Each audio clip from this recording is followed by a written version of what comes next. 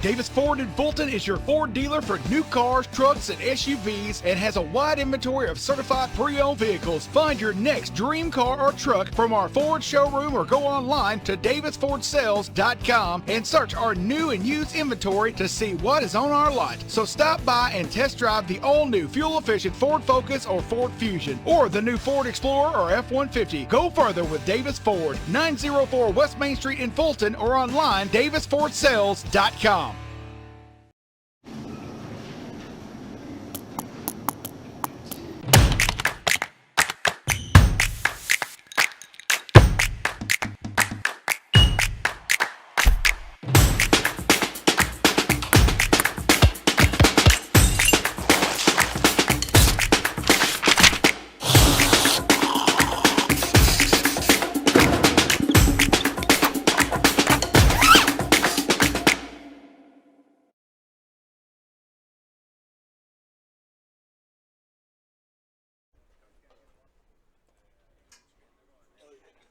Good afternoon, ladies and gentlemen. We're here at Itawamba Community College Soccer Complex for the playoff matchup between the Wildcats of Pearl River and your Itawamba Indians. CJ Adams, Michael Upton, Coach David Strother is going to join us here in just a second. And we're getting ready for the national anthem. Guys, how are we feeling today? Doing good. Welcome everyone out to this Davis pregame show for today's playoff match. Excited and ready for the First American kickoff. Doing great, man. It's great to finally be back up in the tower. It's been a couple minutes since I've had an opportunity to commentate a game, so I'm looking forward to it. Wildcats on three. 1, 2, 3. Wildcats! We're going to get it going. So we'll go down to the field for just a minute and let you listen in.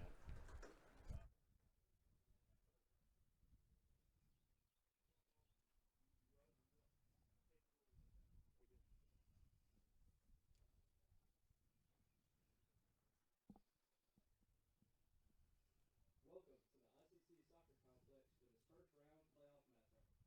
Now introducing the starters for the Pearl River Wildcats. Number 1, John Bowman. Number 2, Brandon Elkin. Number 4, Randy Chamberlain. Number 6, Gretson Kambabala.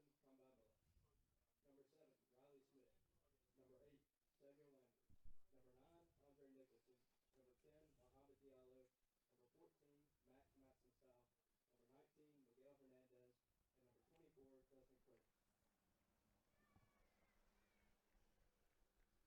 And now introducing your starters for the ICC Indians. Number 1, Brandon Tito. Number 2, Tyreek Davis. Number 4, Braden Pellins. Number 5, David Marco. Number 8, Jose Villanueva. Number 11, Carson O'Daniel. Number 16, Daniel Moore. Number 18, Connor Murphy. Number 20, Dylan Sevilla. Number 22, Cameron West. And number 25, Hayden Mitchell.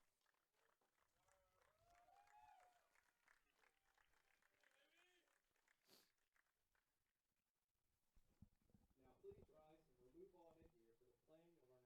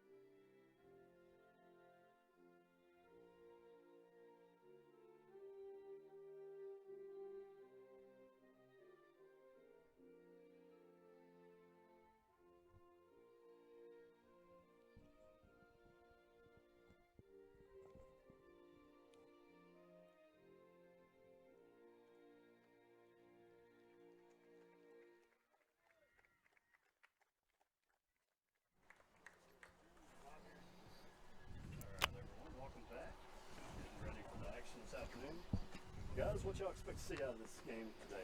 Well, man, you know it's a great matchup. This is a matchup we usually see just about every single season in the MACC playoff run, whether it be a quarterfinal or a semifinal. So these are two evenly matched teams. Both are going to be possession style. Both are going to look to build through their back line all the way through to the midfield and then find their forwards. And so I think it's going to be an aggressive game. I think it's going to be a fast-paced game. Just enough rain on the field to make the field a little bit faster than maybe soggy. And so it should be an exciting MACC matchup. These teams have met once earlier this year. Pearl River came out on top 4-0. That was down in Poplarville. Did not get a chance to see that game. I'm Yeah. not sure if y'all got to see any of it. Yeah, so I was, we had the opportunity. All the games this season were COVID related, so it's all doubleheaders, women playing first, then men playing, and so we had a chance to watch at least the first half of this matchup. And one thing that was a little bit different than maybe what you would think from the score line was just the amount of opportunities that Itawamba had, especially early on in the game. First 10 minutes, there were two legitimate chances that hit the crossbar, both that beat the keeper, just didn't beat the post, and so it could have been a different score line going into halftime and then all the way through the end of that game, depending on if those two goals had gone in. So even today, I think the way that Itawamba's been rolling the past few games, leading into Pearl River with this could be a bounce-back game for them from what they had take place against Gulf Coast in the last matchup. I think whoever can score first, and of course generically you say that about a playoff game, but whoever can score first is really going to have a little bit more momentum going into this game. Mm-hmm. Played us. Lots of shots, but not a lot of goals from those shots. So something that can turn around here this afternoon. Yeah, and that last game for the Indians, the sophomore day for Andrew College, that was one of those games where some of the goals finally started opening up. 5-0 result in the last opponent for Itawamba before the playoff run.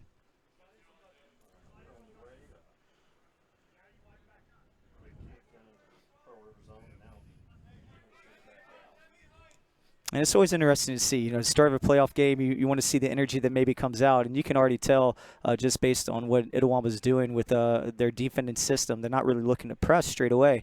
So it looks like they're going to be organized maybe in more of a mid-block to low-block scheme. And it'll be interesting to see what Pearl River does to look to possess through that and break through that. Mm-hmm.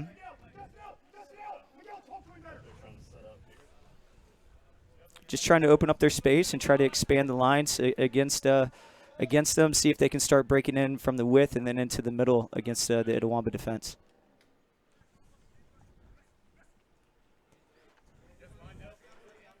And what's really neat about this too is, if you're an Itawamba fan, is it may not look like aggressive defending, but it's patient defending, and it turns into something off of this. I think Pearl River is one of the more dynamic possession-based teams in our league, and maybe if you press them all the way for 90 minutes, you're gonna get exposed, you're gonna get ran.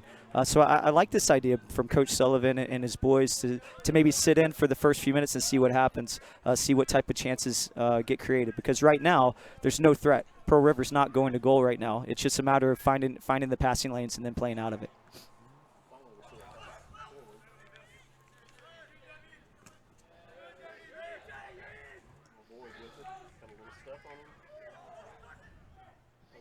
Great first touch. Gets it in. There's that first goal you talked about, Coach Strother.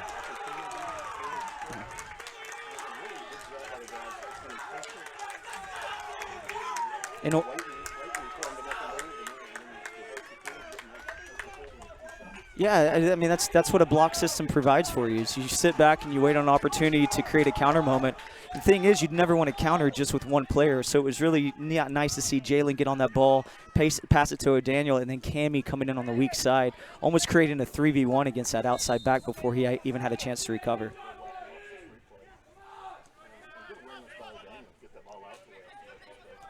Absolutely, and it's funny because Coach Sullivan's been telling O'Daniel, look, man, you got to shoot more. You got to shoot more. And this is one opportunity he chooses not to shoot and lays it off for a free running Cammy, who's been having a great season his sophomore campaign.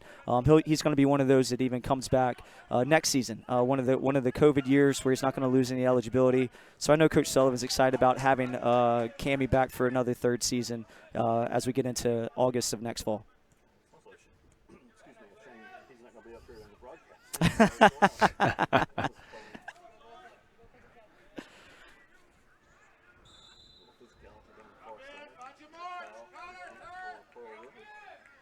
And if this is, if you're Itawamba here, this is exactly how you want to start. A goal in the first 5 minutes.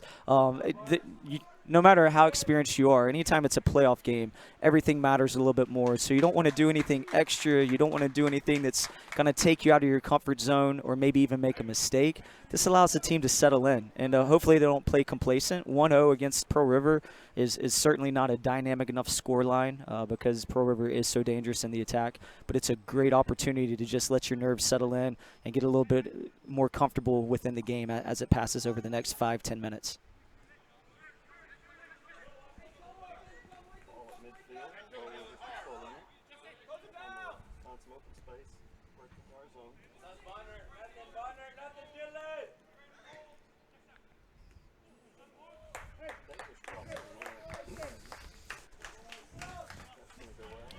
This has been a specialty for Pearl River all season, too. They've been very dynamic on their set pieces, been very dangerous in their free kicks and their corner kicks. And I know this is something that Pearl River's practiced on diligently. Coach Gallant down at Pearl River always prides himself with his organization of his corner kicks and his set pieces with his teams.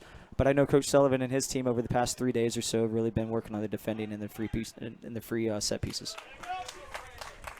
Yeah, good job by Brandon. Just go up and grab that with his hands before the Pearl River player could head it. And he's another player too. I think that's going to need to have a really special game today. He's going to be called upon in probably key moments. He's not going to necessarily get 20 shots against him, but he's going to get 4 or 5 legitimate chances against him. And this is one of those games that he has to show up. And you're expected as the starting goalkeeper, you're expected to make those big saves for those 3 or 4 moments within the game.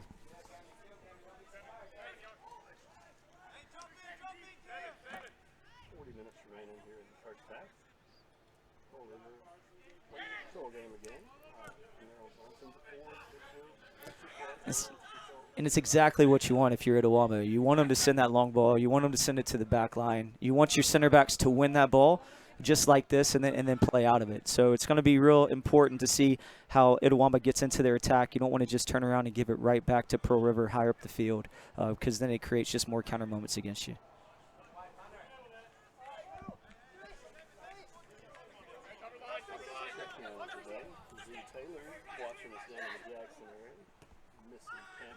It's only been a week. We miss you too. Don't worry, you'll be back before you know it.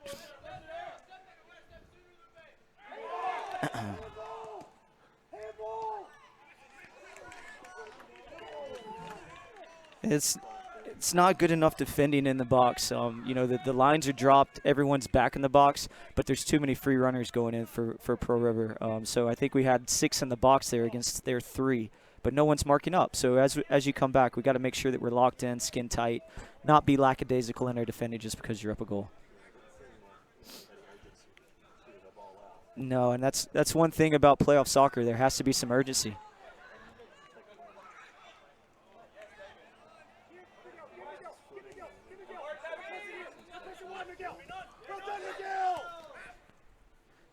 A little bit different philosophy in the Pearl River defending. You can see as they lose the ball, there's a little bit more instant pressure, quick timing to try to get back on the ball as soon as they can. So it's going to rush the Itawamba attack. It's going to rush some of the possession. And Itawamba's going to be real diligent in making sure they're moving the ball side to side so that they don't let those defenders come back and put them under pressure. You talked earlier about that wet field playing faster than soggy, but we are seeing a few players having a little foot control issue there. Yeah, it's faster, but it's not soggy. That's right in between. It's in that slippery stage, which is nice for the soccer ball, but horrible for the soccer player.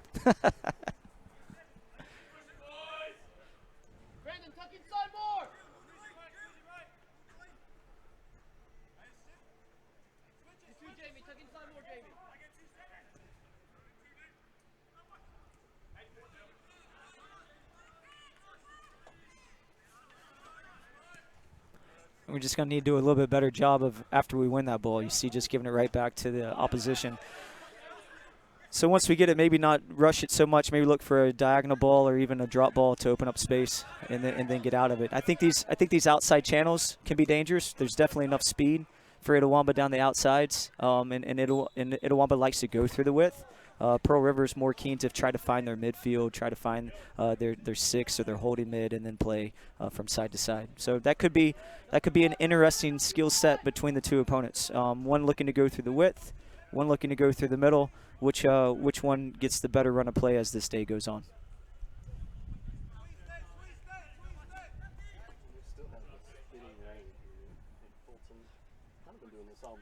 It has. Hopefully this is the last little bit of it. It's going to move out. So you can stick to this broadcast. Yeah. Give you the entire match here. Yeah, this wet weather playing havoc with a lot of NJCAA playoffs this week. Our baseball tournament down in Pearl River's been delayed. Tennis out in Plano, Texas had to be moved indoors due to rain, so we're not the only ones feeling the effects.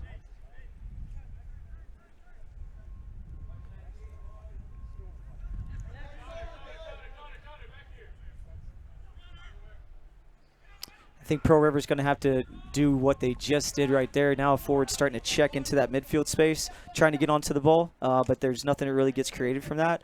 But there's nothing really for them going forward onto the forward line. So forwards are maybe going to have to start checking into this midfield and trying to create overloads there to see if they can break the lines that way. Because right now there's a big separation in between their forward line and their midfield line.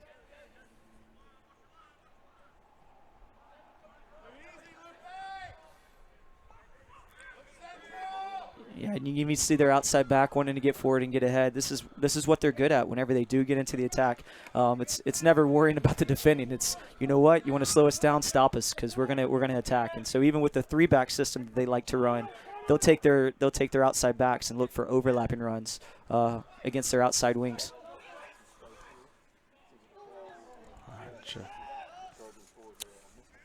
Yeah, That was 14.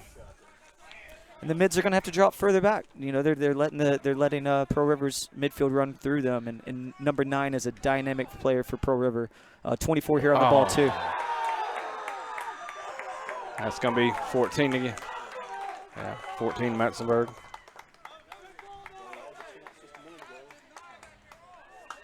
Excuse me, that's 24. Dustin Cuevas with the goal. I believe you're going to see Brandon slip a little bit right before the ball gets to the attacker. Gets him out of position a little bit. So with that, we're all square at one again. 35 minutes left in the first half. Well, like I said, Coach, they got that opportunity to strike quickly. Yeah, and their forward players can do that. I mean, they can score anywhere and everywhere inside and around the 18. But anything that can go to goal, they're always looking for those opportunities. They like to score. They work hard to do so, and we've got to be a little bit stronger in our defensive third, making sure that they can't get on some of those chances. ICC just had their first substitution as number 7. Ronald Kintua comes in for number 20, Dylan Sevilla.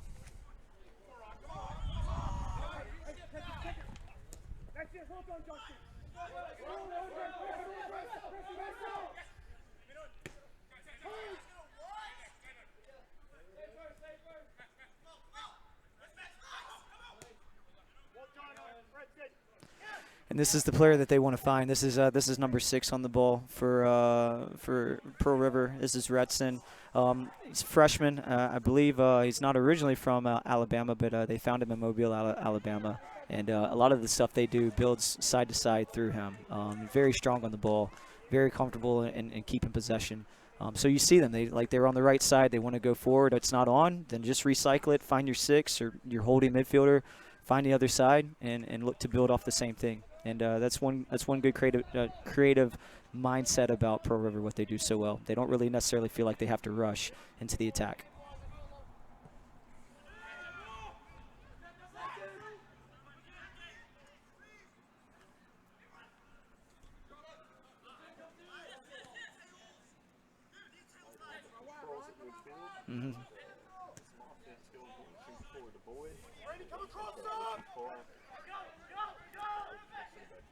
This is the moment you don't have to drop in, though. You know, you can still press this, and so it's a little bit different defending right there just temporarily, where instead of sitting back and letting Pearl River have the ball, you see they put them under pressure, forces a long ball situation, and it goes into Itawamba for a throw-in.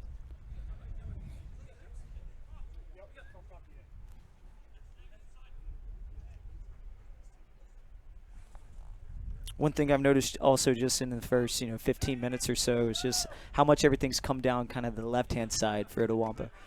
You've got a dynamic player out on the right side with Lupe. Find ways to get that weak side space. Find ways to get Lupe a little bit more involved on those weak side runs. Him and Cammie working in maybe unison, some combinations to break their line. I think that could be really dangerous instead of being a little bit more one-dimensional going down this left-hand side.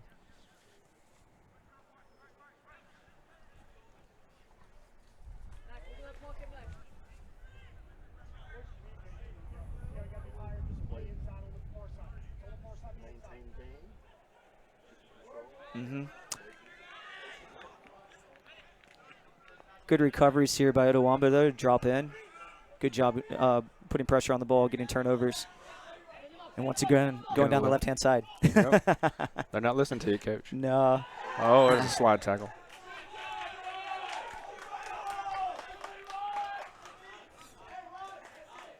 And these are key moments in the game. I know it's just still early in the match, but these set pieces, these corners, these free kicks, in a playoff atmosphere, in a playoff environment, these are the moments that you just got to be better than the player around you. And so we've been very dangerous this whole season with these types of set pieces.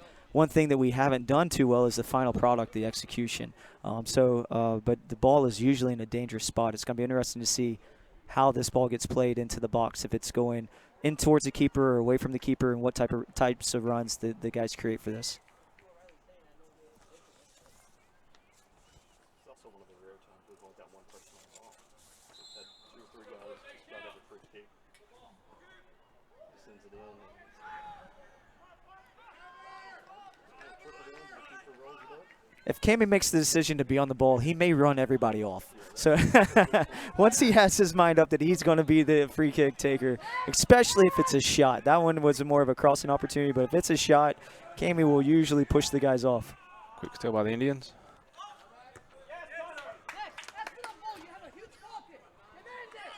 Connor Murphy's done a good job early on, too, just establishing his 50-50 presence, winning those 50-50 balls. You know, he's got a great body frame for it, and so it's nice to see him battling for those. I know it maybe doesn't look like much. He's off. Oh, offsides. It doesn't look like much, but every time he battles for that, it's just a little psychological factor every time, you know. Winning 1, winning 2, winning 3, maybe start shutting down some of those forwards and some of those runs, wanting for them to battle for those 50-50s.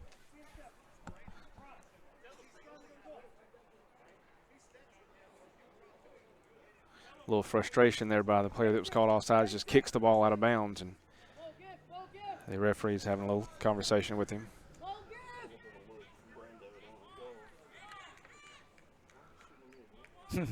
I don't think he even shot at him. I think he just kicked the ball out on purpose.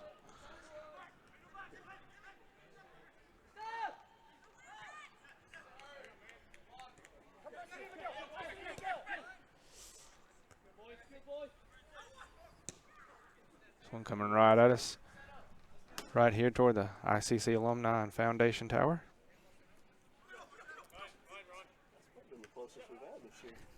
I think so. It's not like softball and baseball where it comes right back at you. A little bit faster, too, so.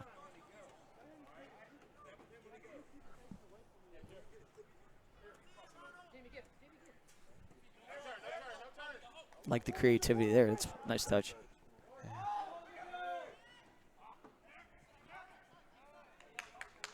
Roll out the corner. Just Connor Murphy again using his body. You know, what I was giving compliments before was just everything he was doing in the air. Now you see him using his body side to side with a faster forward against him. So it's nice to see him being aggressive in his tackles.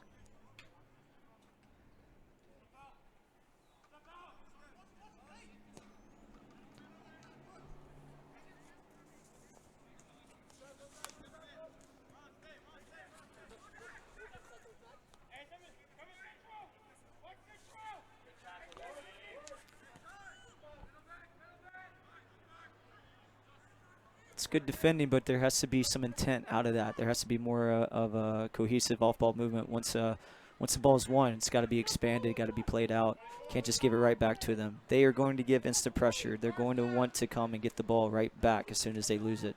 So if you keep the ball in the same area, you're not going to have a chance to really keep it for that long. So we kind of saw that in warm-ups this afternoon. Mm-hmm. Some folks kind of prepping them for that. You're right, they're going to have to do a better job of keeping control of those balls. Well, one thing that Pearl River does really well, like what I said, is just that instant pressure, but also they really suffocate the space close to the ball. So, you know, you can even see now that they've won it, they're starting to expand. But these outside channels on this weak side right here where Ron is, number 7, like that's where we should be looking if we're winning the ball on the right-hand side. Try to find ways that we can get the ball, like even now, we've won it here. Think about how we can get the ball up to this free space because all of Pearl River's defenders are on the opposite side of the field.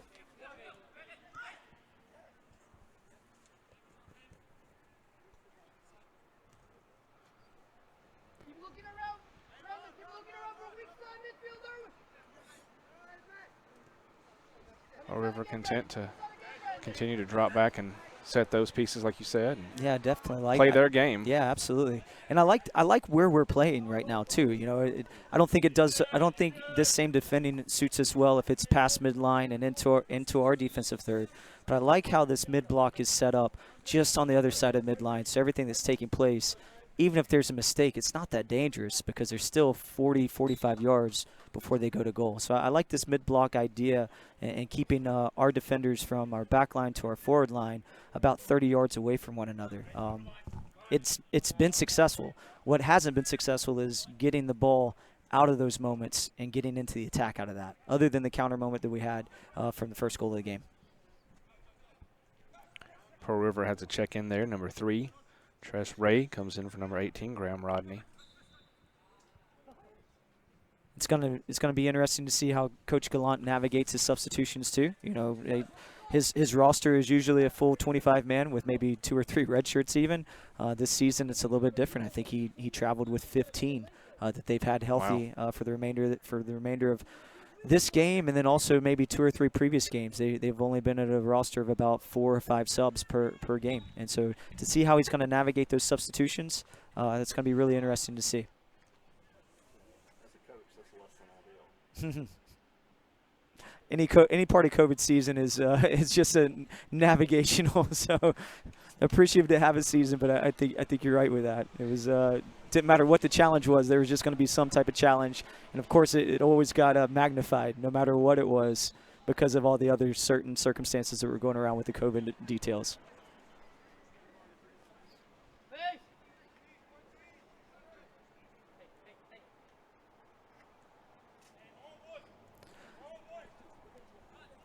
Also, I'd like to see too, you know, getting into the 20-minute mark. I know we're just under 25 left to play, but maybe the 20-minute mark, even 15-minute mark.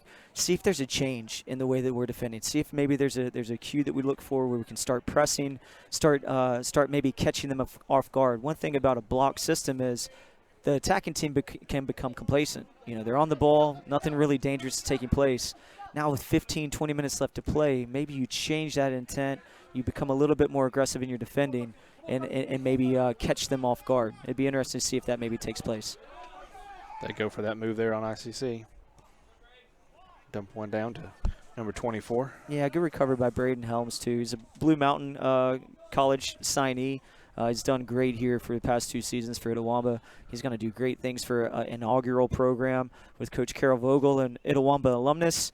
And so it's exciting to see a brand new program that's going to be in the NAIA, be connected to North Mississippi to hopefully create more networking channels and more recruiting channels for future Indians.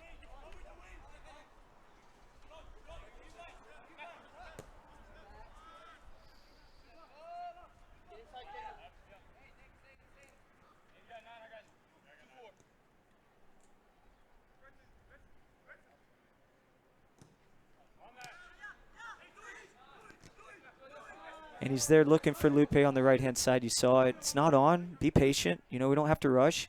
I like this idea about from Itawamba looking to expand a little bit. This is probably one of the better ideas they've had where, and you can even see now Pearl River's defending. It's similar to what Itawama's doing. It's the first time you've really had a chance to see them drop into this block system because everything that they were doing early on was instant pressure, trying to high press everything around the ball.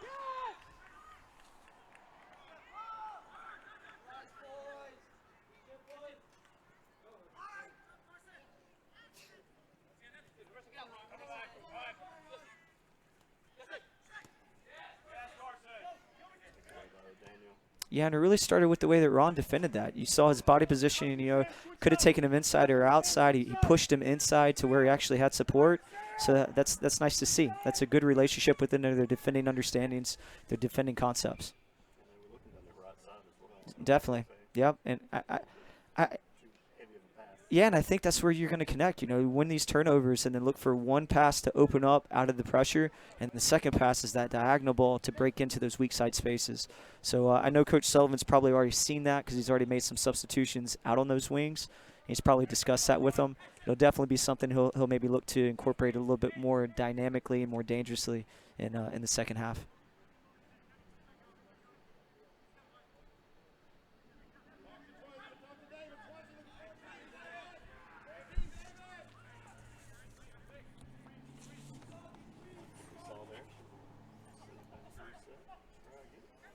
Chance for ICC to take it in the middle here.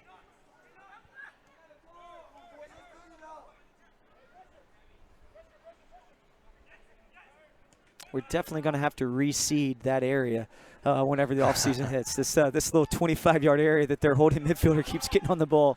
So he's getting on the ball, but nothing really dangerous is coming from it, and so we'll give him that all day long because it's nothing that's going to cause us any type of conflict or any type of worry.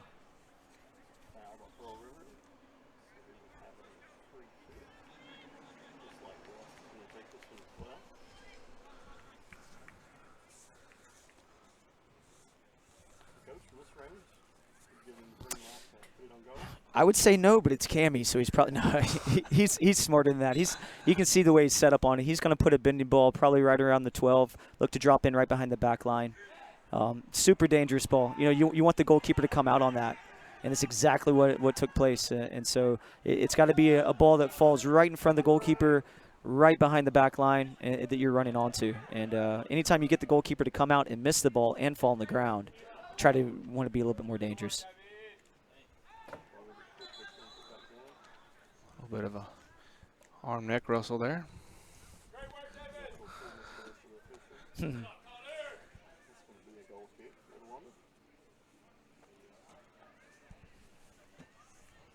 Yeah, you mentioned that about the goalkeeper coming out for Pearl River. Mm-hmm. That happened on both. That was set up both. I mean, that's the way he reacted on both of the goal kicks. So hopefully Coach Sullivan's seeing that, and they're going to take advantage of that next time. Yeah, and you want that ball to be a baiting ball where he thinks he can get it, and just misses it by a touch or a fingertip. But definitely, whenever he goes on the ground like that, you definitely want to try to score at will if you're able to.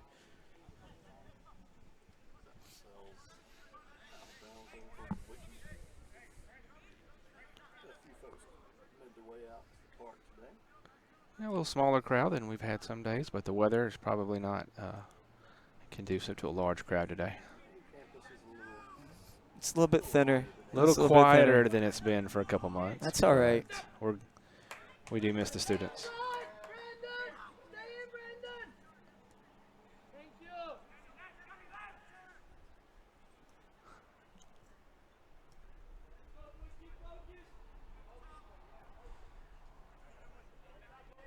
Still, it's just the same pocket where he's looking to find the ball. Now he's dropping in a little bit deeper, dropping in almost on the back line, but nothing's changing with their final product. They're still looking to go long, then flick off of it.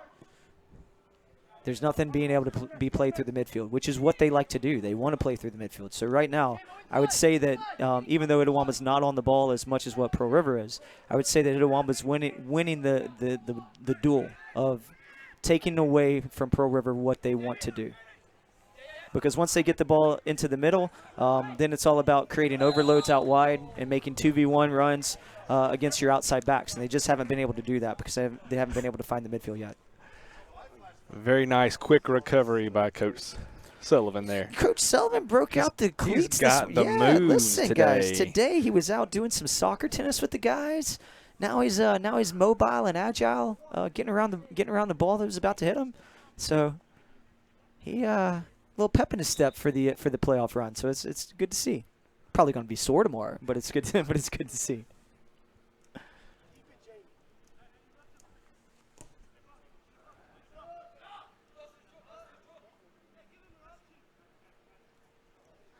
Pearl River continue to stay back in that block for him, even with a wide open opportunity there. They choose to come back and set again. Well, they haven't really done anything to change it. You know, right now, I mean, it's a 3-5-2 against a 3-5-2, and the difference is normally, you know, when you're defending with the 3-5-2, your outside wings go and take their outside backs. What we're not doing right now is we're not going to those outside backs. We're giving them the ball. So our wings are against their wings. So it's a little bit more congested in the midfield. It's a little bit more congested on their forward line. And so Pearl River hasn't done anything to change that. You know, one thing you can do to change that is just whenever the ball gets to your outside backs, let them advance on the dribble. And then you can create overloads with your outside back and your outside wing and make it a little bit more dangerous. This is another way that they can get it where they actually have some good off-ball runs, but there's still good recovery by Itawamba to get back. Yeah, and he's another one of those Blue Mountain commits. He's signed, and he'll be going over to the brand new NAI program. He's done great here. I think, you know, freshman year he had a good campaign. He was coming off of an ACL that he had his senior year of high school. This year, I mean, there's been no issues whatsoever. Just a super, super aggressive defender. Oh, nice. I don't like how we're living on the line of what the referee calls. Like if we're gonna run a line and we're gonna hold that, you cannot rely on the referees or the officials to make the call.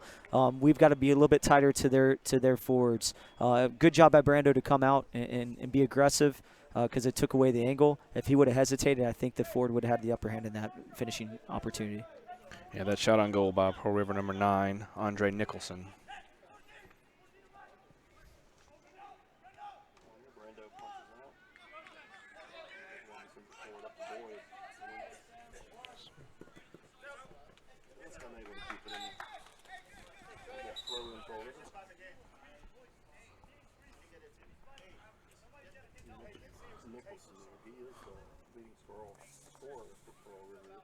Mm-hmm. 8 goals. And I believe 2 assists to go along with that. So.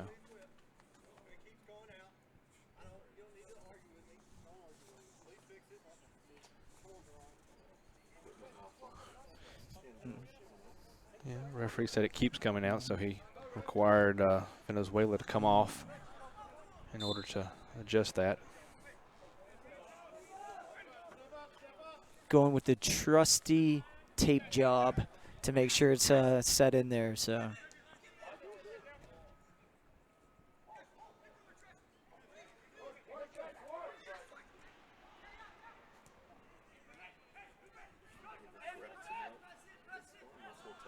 Mm-hmm.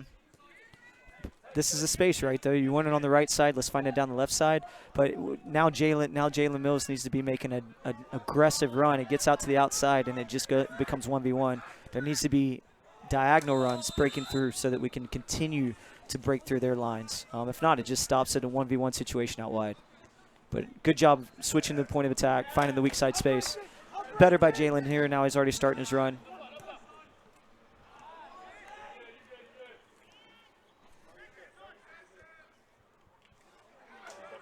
Sure, yeah. If this goalie wants to come out, definitely put that pressure on him. And he's done that all season long. He's come out. He is good with his feet. He's one of the goalkeepers in the league that feels comfortable in possession, but sometimes he becomes overly aggressive, and I've seen him make a couple mistakes all the way through this season. So if he continues this, we're fast enough on the front line. We can put him under pressure and get some turnovers. Oh, goodness. I believe so. It's going to.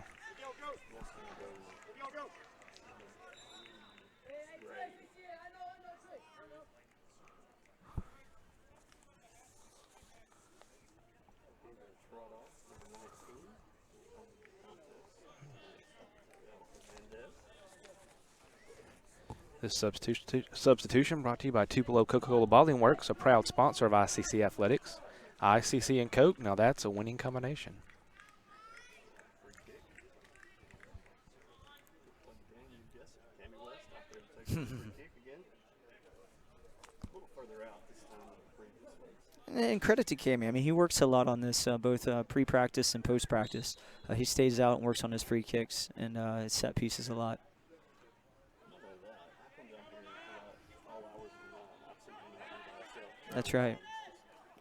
Just doing exactly what you said. Just practicing. And it's a skill set that doesn't really get, you know, a lot of time in practice moments during the season because you don't have a lot of time to work on it. So anytime that you have a set piece specialist that's willing to do the work, you know, it allows you to then focus on a team concept a lot more in your practice settings. And he definitely puts in his individual time to be dangerous on those set pieces.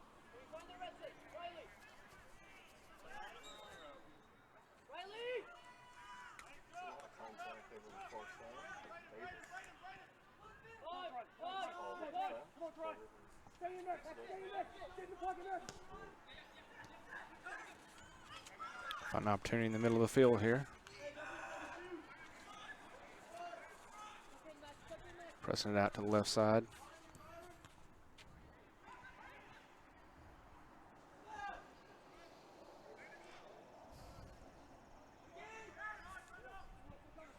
Go across the field.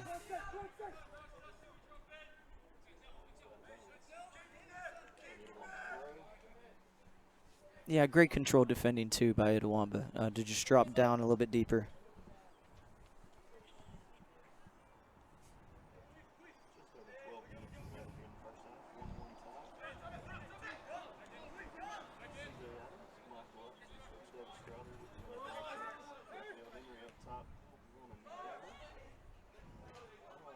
Oh, maybe an injury.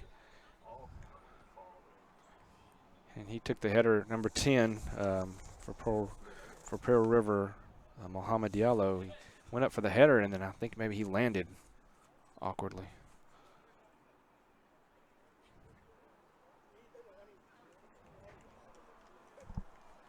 Seems to be walking it off now.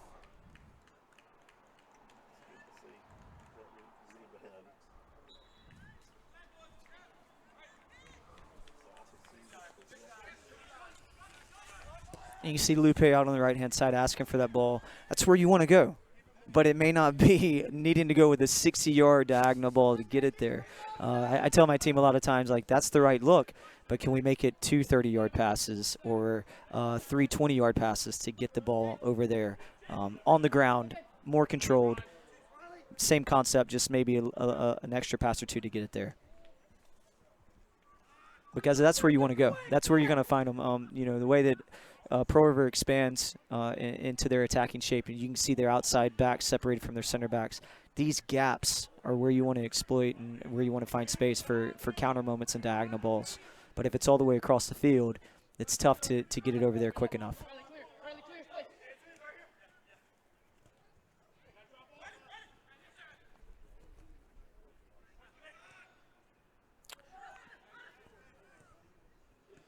Still, one's really nice seeing the wings drop in for Itawamba. These are turnovers just because of how deep they're willing to drop in and do the work. Sometimes with a wing, it's, hey, I'm really good at 1v1 attacking. I'm really good at goal scoring. I'm not going to come back and defend. So to see the work rate of what our wings are coming back and defending. An opportunity on the left side. And then getting into the attack like number 7 Ron here. It's really nice. But now it's here. There's got to be more off-ball runs for him. You can see he gets to a 1v1 situation. He has the ball. Now it's a 1v2 situation because the forwards have to run off of that to give him something a little bit more aggressive in the attacking third.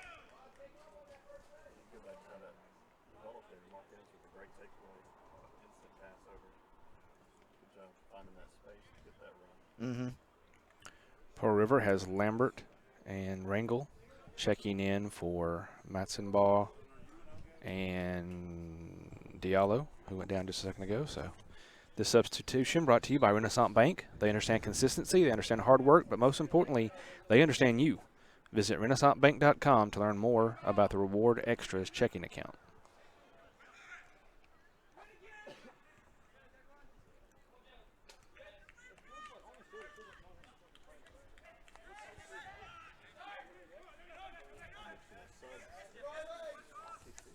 One sub so far. Yeah, it's only been really number 7 coming in for number 20, and I think that was even just more of an injury substitution than a tactical substitution. I thought early on that maybe there was a tactical change where Coach Sullivan was seeing some of those diagonals, but I think it was just more because of number 20, Dylan Sevilla, took a little injury early on in the game. Ron stepped in, has been doing really good, though, down the left-hand side.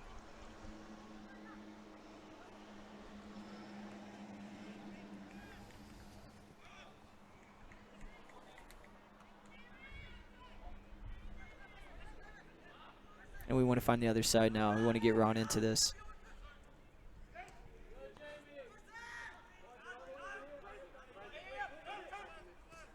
This is better. More patience in the possession for Itawamba. That ball right there is what's going to break the lines. That's the ball that's going to get in. We got to do that every time. So, yeah, but a much better cue for a forward recognizing the run. That's it, because they're going to keep you 1v1 on the outsides. Their center back's going to be separate from the outside backs. You're going to be able to make those splitting runs in that splitting space in between those two positions.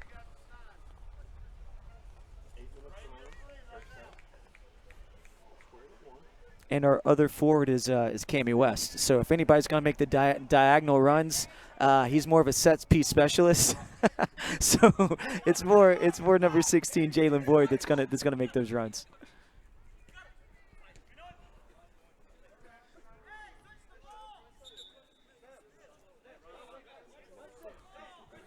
Dylan is going to come back in for Ron.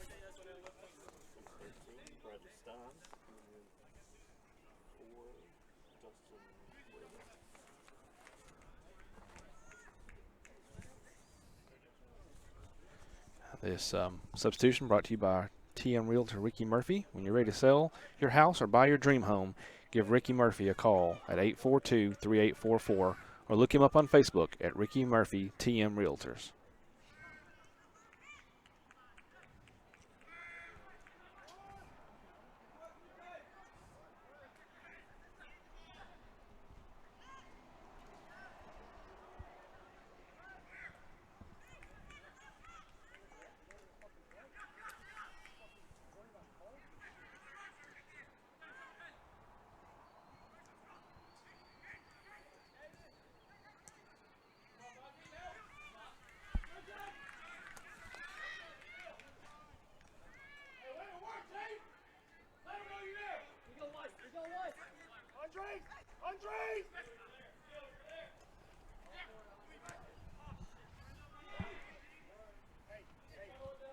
I believe he dumped that a little deeper than he meant to.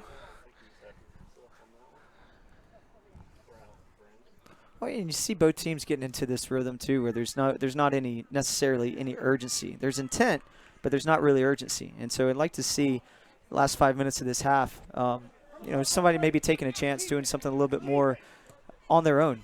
Not saying it won't necessarily be selfish, but do something just to maybe change the game. Run a little bit further with the ball, maybe make an off-ball run that creates a chance, even if you don't get the pass. Maybe it opens up a lane for someone else. But both teams are settled into their systems, and they're doing what their coaches are asking. You can see that out of both parties. But maybe a little bit more aggression by somebody trying something. Maybe not a square pass right across the face of the center of the field, but good recovery by the Itawamba defending to get out of it.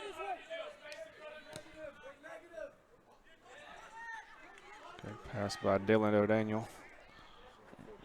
There's those passes you were asking for, right, Coach. Yeah. On the ground, controlled, still covering the distance. That's it.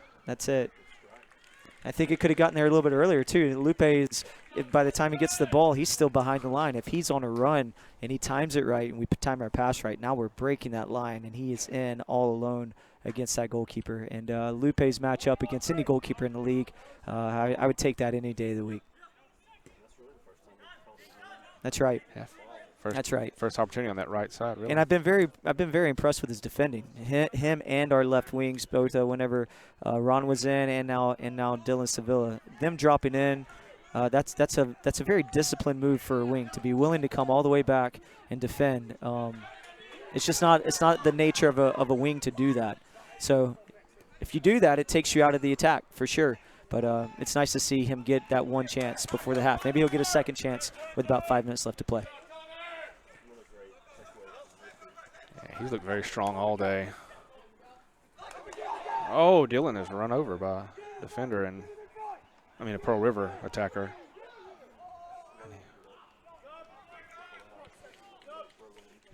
He missed that spring off-season weight training program, so, kind of sort of usually we put on about 5 or 10 pounds, but we're in the season, so instead of gaining 5 or 10 pounds, he probably lost 5 or 10 pounds. But he's struggling from that injury he had early on in the half. You can see him still kind of limping and walking that off. It's playoffs. He's going to fight for it, and he's going to fight through it. If he can come back, I know he'll be coming back into the second half. Ron is going to check in for him here.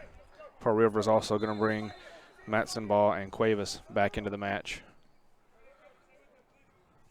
And that substitution brought to you by Bank of Okolona.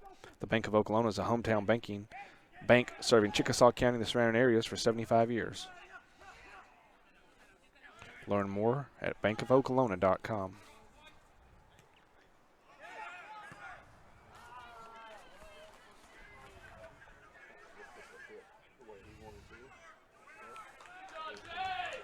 Gets off into the over the fence, clears the creek, but it will roll back into it. That's the first into the creek we've had this afternoon. 2 minutes and 50 seconds. Stop it. Second new ball.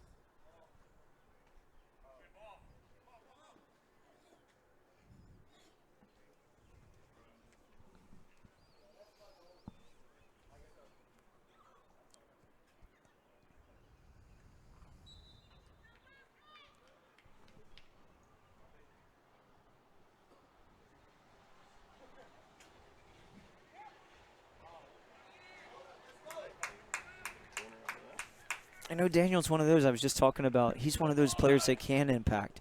If he makes some things happen sometimes. You saw 10 minutes ago that little flick he had behind his back just to the opposite side.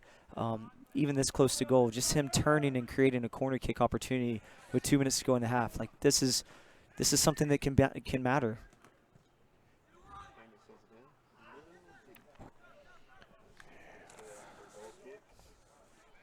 Yeah. Absolutely. He's had some interest from some different programs at the 4-year level.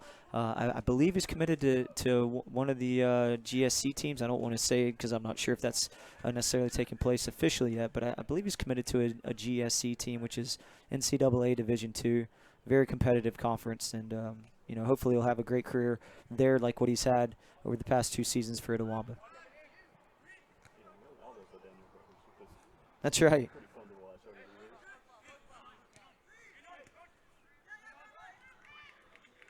Nice move there by David.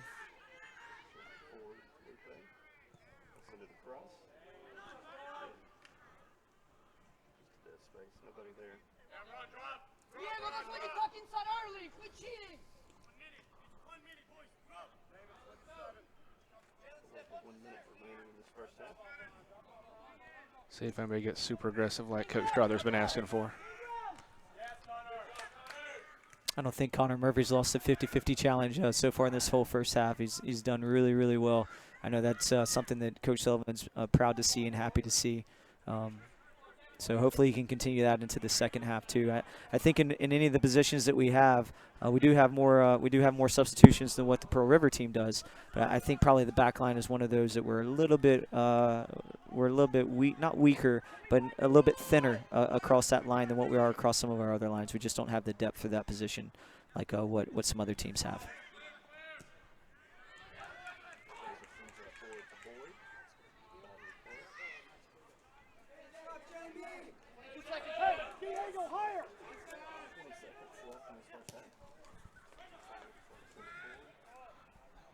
Ryan will let that roll out. Probably.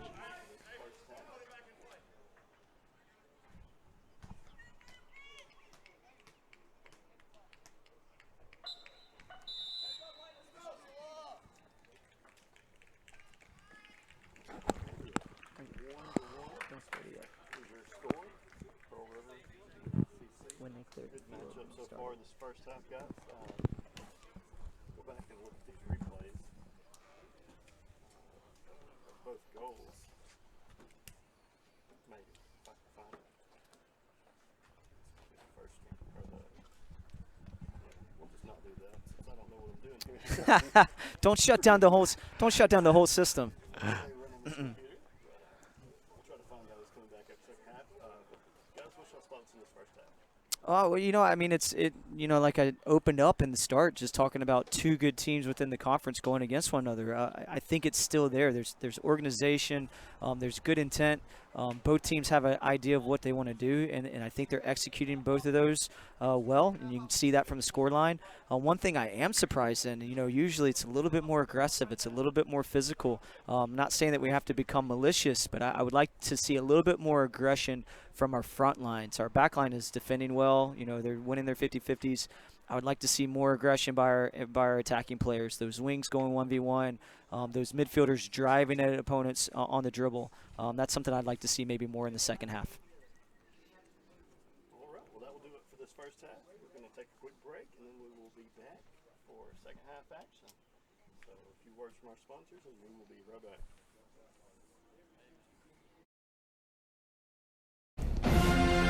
This broadcast of ICC Athletics is being brought to you by Renaissance Bank, Little Caesars, Davis Ford, the Sonic of Fulton, Tupelo Coca-Cola Bottling Works, the Orthopedic Institute of North Mississippi, First American National Bank, the ICC BSU, your Itawamba County Farm Bureau agent, Joey Cox, Cagle Eye Center, the ICC Foundation, the Bank of Okolona, and the ICC Alumni Association.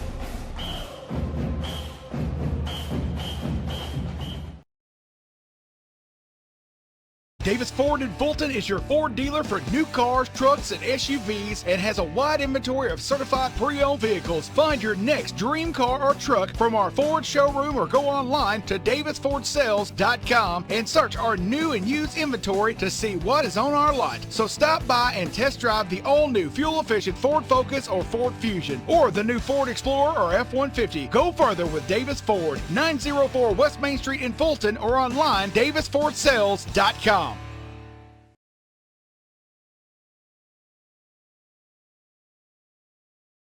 When I came back to school this year, I brought my bank with me, and the student checking account at First American National Bank was perfect for me. No monthly fees and no minimum balance, and I can manage my money right from the app. I can do all my banking with text messaging if I want, and I can deposit a check just by taking a photo. It's that easy at FAMB. I took my bank to college with me. I took my bank to college with me. My bank followed me to college. I took my bank to college with me. I took my bank to college with me. It's that easy at First American National Bank.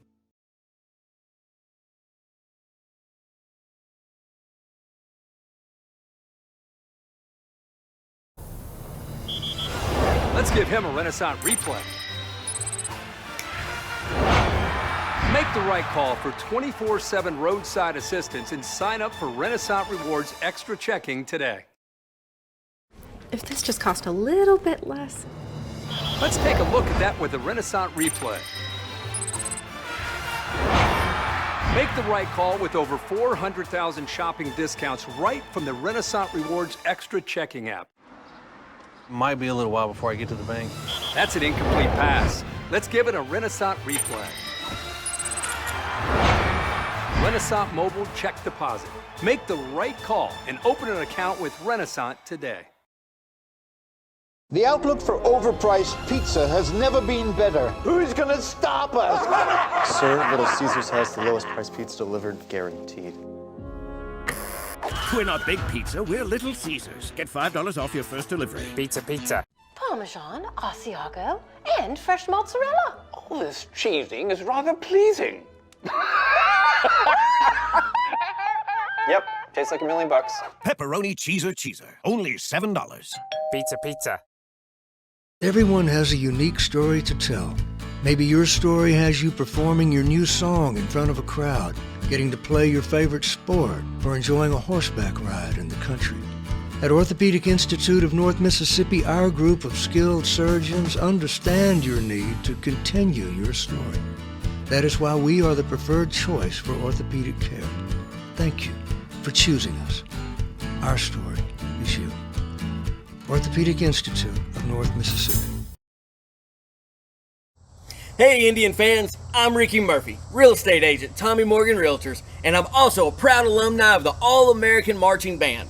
Itawamba Community College was my home for 2 years, and where you decide to make your home will be one of the most important decisions of your life. Whether you're looking to create a plan to buy your first home, or if you're ready today to make a move into your forever home, give me a call or send me a message so we can discuss your next move. And for my family, roll tide! This burger could perform miracles. This burger could save relationships.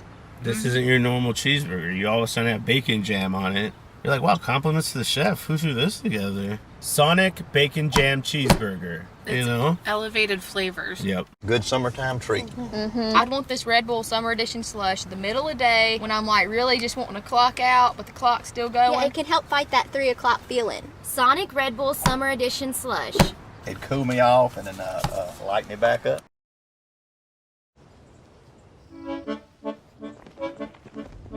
In Searcy, Arkansas, a young man says I love you for the first time, but his girlfriend doesn't quite hear. In Franklin, Tennessee, a boy encounters his first pickle. And in Kyle, Texas, after a mission for tots, cousins realize they're a long way from Kyle, Texas. One day, many people, millions of orders. This is Howie Sonic.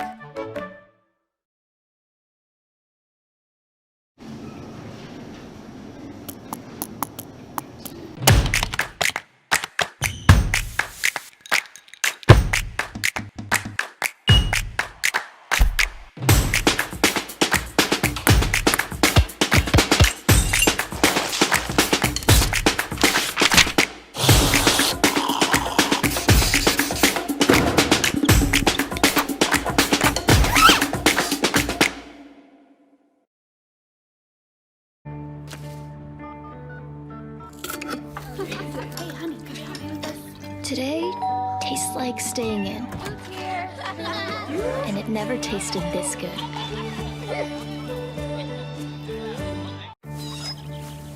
know what I remember when you were born? Today tastes like a Sunday ritual. And it never tasted this good. Here, you can be your best.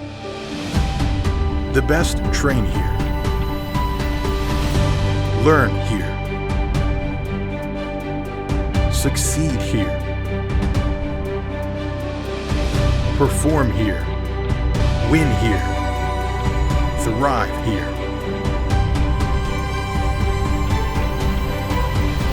Itawamba Community College. The best start here.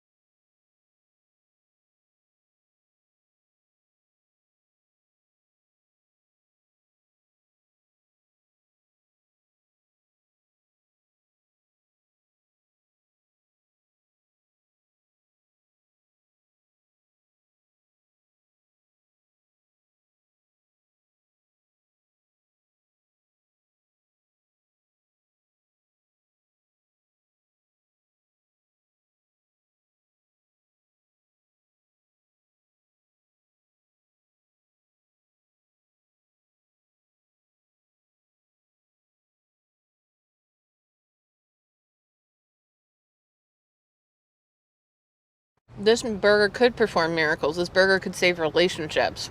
This isn't your normal cheeseburger. You all of a sudden have bacon jam on it. You're like, wow, compliments to the chef. Who threw this together? Sonic Bacon Jam Cheeseburger. You know? Elevated flavors. Yep. Good summertime treat. I'd want this Red Bull Summer Edition slush the middle of the day when I'm like really just wanting to clock out, but the clock's still going. Yeah, it can help fight that 3 o'clock feeling. Sonic Red Bull Summer Edition slush. It'd cool me off and then light me back up.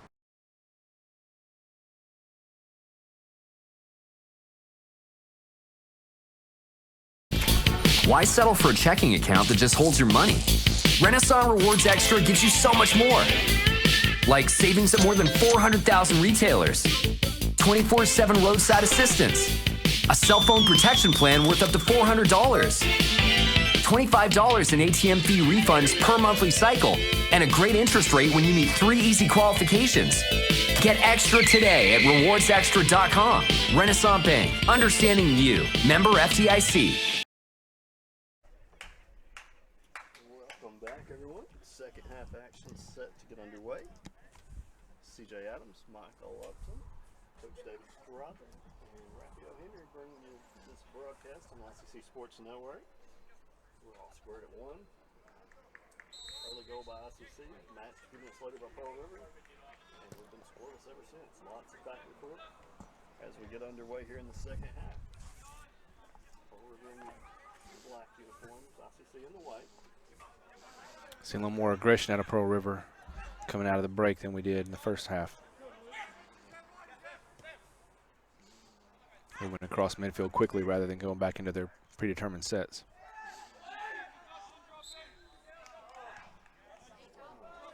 Yeah, it's holding his left. Something. His leg or his knee, I couldn't quite tell.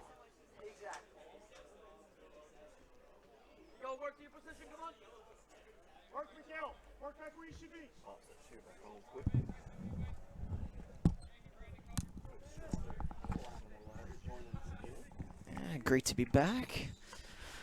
Just, talking about maybe some second half adjustments with Coach Sullivan and what he may be looking to do. And really pleased with his defending. I thought the team did their plan. That mid block that we talked about up here in the booth, felt good about that. But some of the things that we were already talking about up here, he saw as well. Need to be a little bit more dangerous going forward. These are the moments. Opportunity. Oh.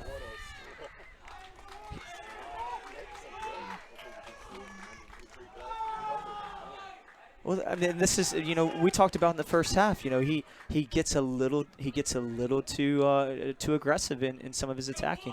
He's good with his feet, but even Coach Sullivan recognized that. He told his team that he's going to make a mistake in the second half. Hopefully, that's not the only mistake he makes. But if he makes 1 or 2 more, it's something that Itawamba is going to be anticipating now in the second half.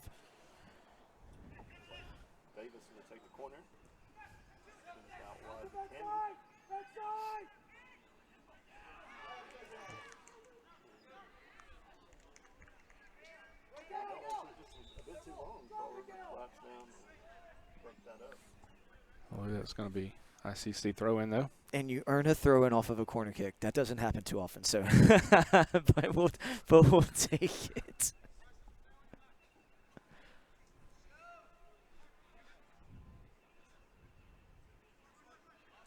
It'll be interesting to see if there were any adjustments in the second half for Pearl River.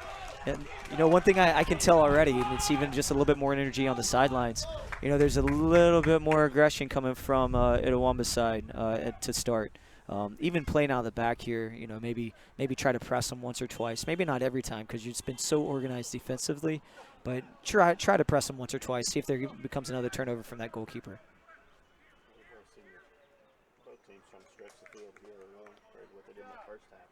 And for me, if I was Pearl River's coach, I think that's probably something I would have talked to them about is, Itawamba's allowing you to play side to side. There needs to be that diagonal ball to break over the line a little bit earlier.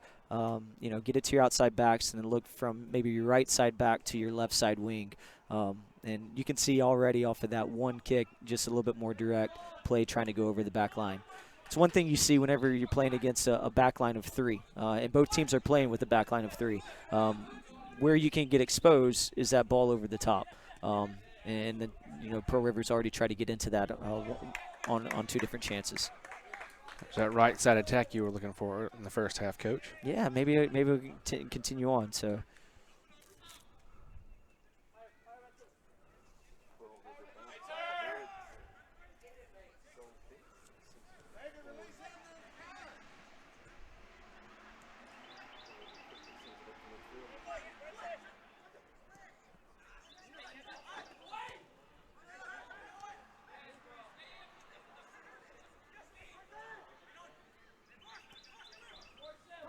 Daniel. There's an opportunity. Oh. You'd just like to see Jalen continue that run diagonally all the way across the field. Even if he doesn't get the ball, he's going to draw that center back out with him, and then it opens up space for Cami West on the weak side. So his run is good, but it's a little bit more straightforward than maybe what it could be. He could be diagonal, and then anytime that you do that, you make the defenders have to start guessing or becoming displaced. And anytime you can disorganize a defender, then you have the upper hand. It's a good run by the attacking mid from Pearl River trying to get in.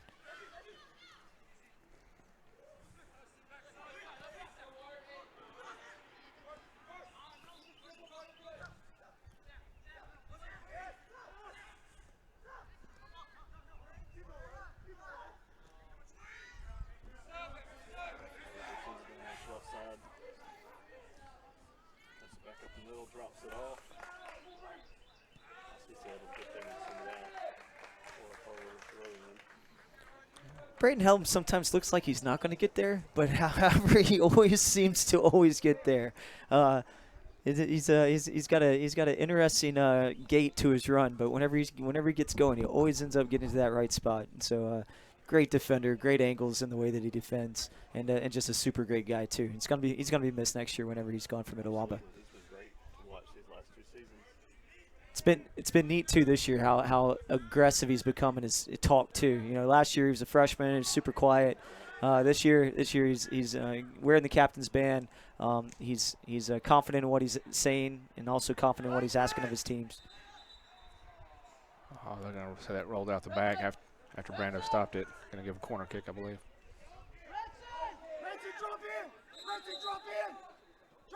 It's going to reverse that. It's going to turn into a goal kick. Okay, good.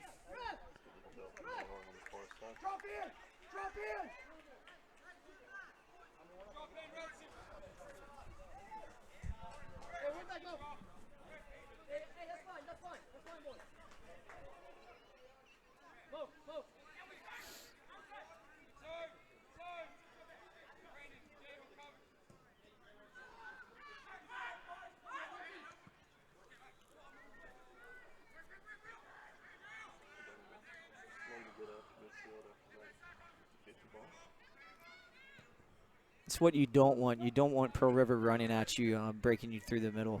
That's whenever they try to get those combination passes and look to get overloads with their numbers and your numbers. So you don't want that to take place. So good recovery by Itawamba to get back on the ball and get into the attack in this attacking third.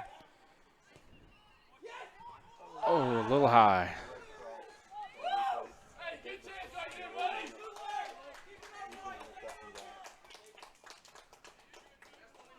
But I like it. I mean, you see more numbers going forward. You see they're being a little bit more aggressive in the attack instead of it just going to one forward and trying to run at their back line. There's 3, 4, even five numbers in the attack. It's a lot better than what it was in the first half.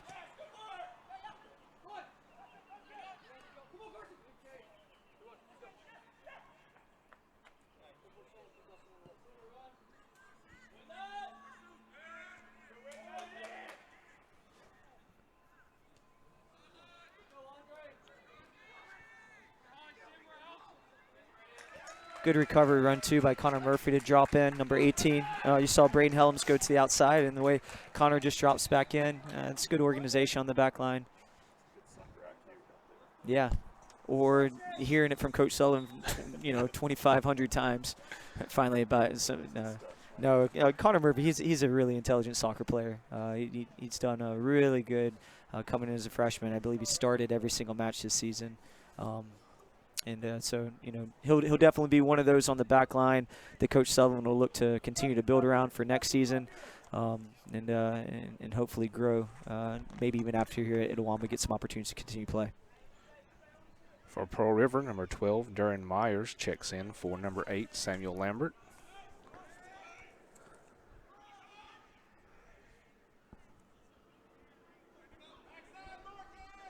That substitution brought to you by Sonica Fulton. You can't miss it right there on South Adams Street.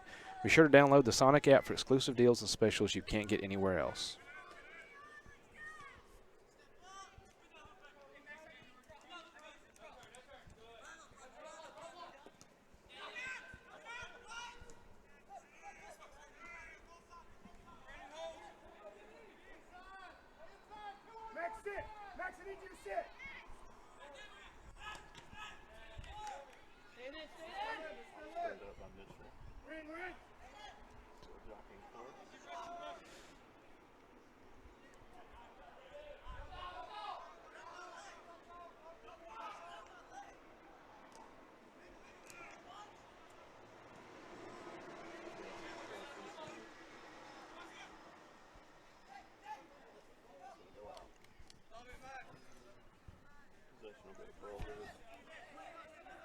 Quick throw in on the left side. Yeah, and this is where Pearl River likes to play. You know, they like to put their numbers into the attacking third. Kind of surprised that they're not putting even more numbers. They're outside back, number 12.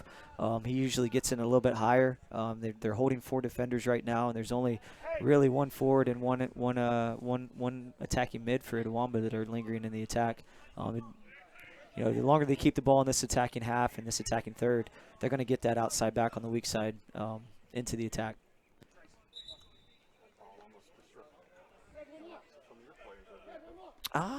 They must be getting ready for the summer workout packet that's going to be coming in next week. So that must be it. They must be stretching. They must be preparing for the summer workout. It's crazy that we talk about summer workouts. We just finished a week ago, and now we're already looking to revamp and refocus and re-energize for August. So, yep. So that'll be interesting to see how that goes. Yeah. Well, I saw where some of the mandates have been released, and even here on campus, we're going to go ahead and release the mask across campus. Just turn into a personal preference. If you feel more comfortable wearing mask, you can do that. I think that's a great move. The vaccinations have been available here in the local community. It's exciting to see. Hopefully, there will be some normality back in August. Yeah, definitely. And as Dr. Allen's been saying, you know, we're going to be better than ever. You know, we're not going to say we're back to normal. We're going to be better than ever when we come back in August with our students, and hopefully everything to the level that our students, alumni, faculty, and staff and the community expects. Oh, absolutely. And even for me, it's going through some of the things with Zoom meetings and different interactions that I wasn't used to or accustomed to. It's taught me a different wrinkle, even in some of the way that we recruit or talk with our current players, instead of having them come all the way across campus. You know, now a simple phone call and a Zoom meeting goes a lot longer and a lot further than maybe what I was accustomed to before.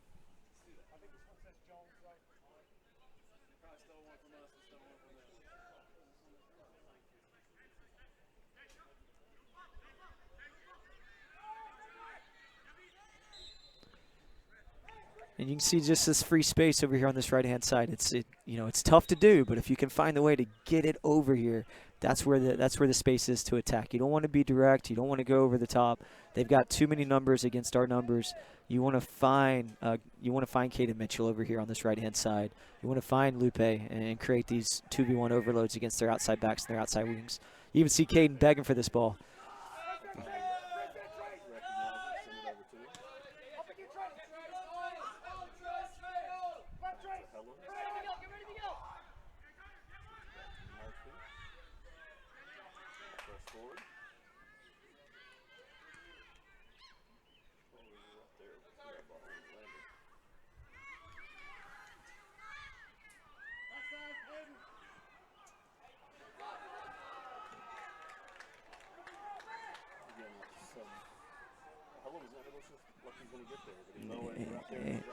And if you happen to be there at the same time he is, you're not gonna enjoy the experience. He is an aggressive 1v1 tackler, and very, very clinical, very technical.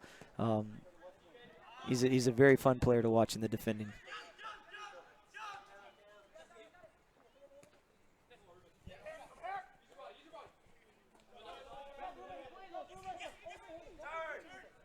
Yeah, just a few minutes ago, Perez did check in for Connor Daniel. Just a few minutes ago. Ooh, I'm not too sure about that one, guys. That one may be missed. So that was I thought that was a much better timed run. It seemed like he even ran from in front of the defender to then get behind the defender before the ball was played. So.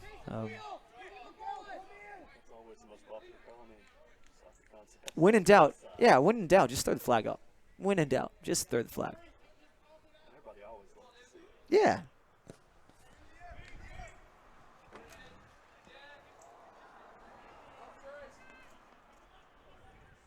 We can always use VAR. I think that's coming through maybe. Not anytime soon. And I wouldn't want to see it. I absolutely hate VAR. Takes away from the game. Takes away from the pace of the game. Takes away from the human factor. So, oh no, you got to have the human factor in the junior college level. Yeah, I always tell my players too, like you cannot rely on the referees to make the call. So no, we have a great refereeing staffs, but you can't rely on a human factor or a perception to make a call. So if you're offside and he calls that, you're offside. You can holler at him all you want, but I've never seen a referee or an official come to me and say, you know what? I am so sorry. For the way that you were talking to me, you've really opened my eyes. So instead, kill him with kindness. Give him some snacks at halftime. Hope for the best.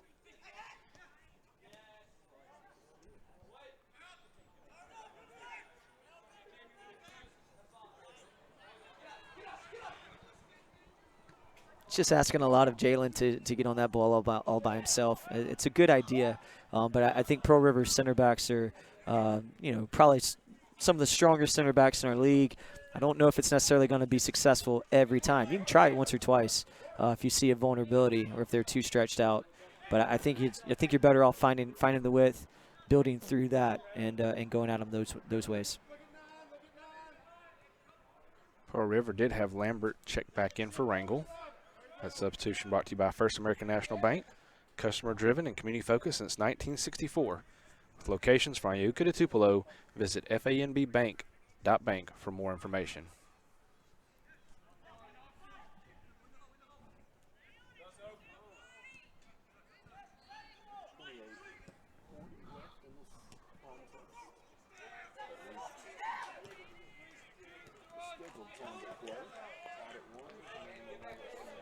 Yeah, I mean, you're not going to see 4 goals explode in the second half. I mean, this is a evenly matched chess game. I mean, it's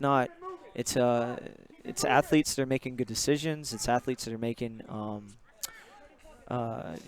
smart plays both on the ball and off the ball.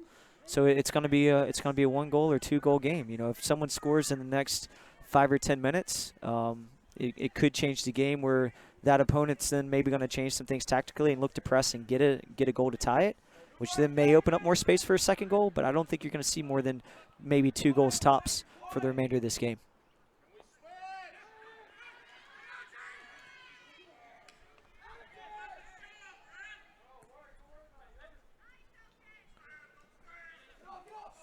I mean, even since the beginning of this half, how many shots have each team had? Yeah. The intensity's picked up for both teams, but as you said, it's been evenly matched the same way it was in the first match. Yeah. First half, excuse me. If it's playoffs, like take some chances. See if something can happen. Do something dynamic and see if you can make the game change just by your individual effort. I have seen a little bit more pressing by our outside wings. I've seen a little bit more aggression in their running, so that's nice.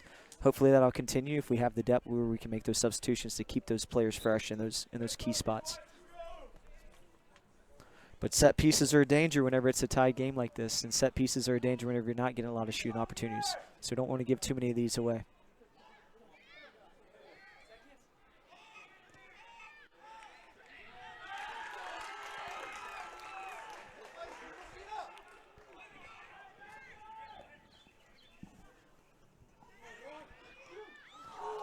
Ooh.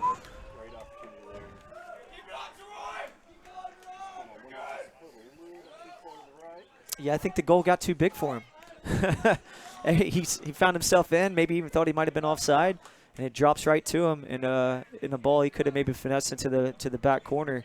He ended up missing the goal completely. So next time around, I think Itawamba's line needs to push up, hold on the 18. Don't allow that ball to be sent back in. Catch him offside. Don't want to be caught ball watching. And just before that, our Daniel checks back in for ICC, and Cami West comes out for the first time today. Pearl River has sent Rangel and Diallo back into the match as well. I've liked the rotation in the substitution flow of Coach Sullivan. You know, I don't think it's affected the game negatively. You haven't seen anybody that stepped in and maybe has caused the game to slow down. So there's been a good balance with some of the key substitutions. You know, the only one that really seems to have mattered from an injury standpoint is Dylan Sevilla. It seems to still be a little bit banged up from that first half injury he took. But everybody else that's been stepping in has been giving good key quality minutes. So that's nice. Pearl River, I think, too, they've made some good rotations.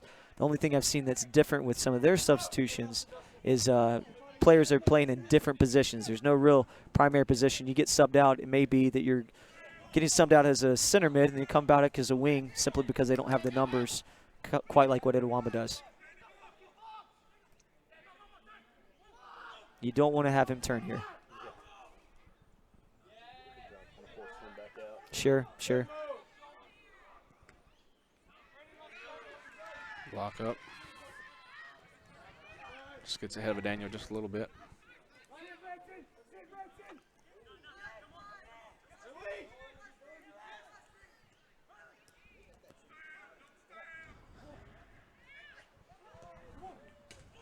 Off the post.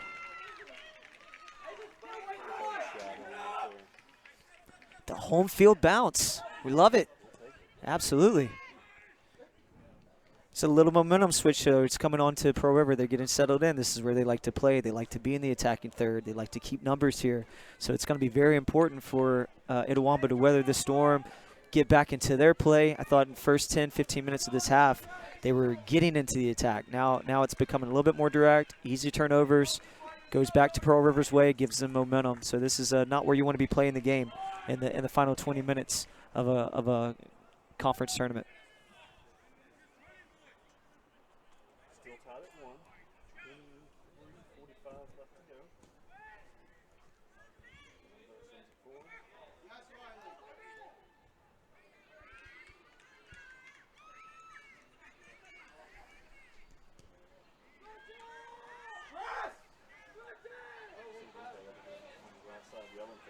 That's right.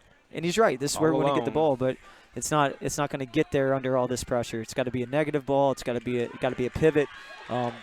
Even something like this now, weak side, if you can cross it in early, you catch them.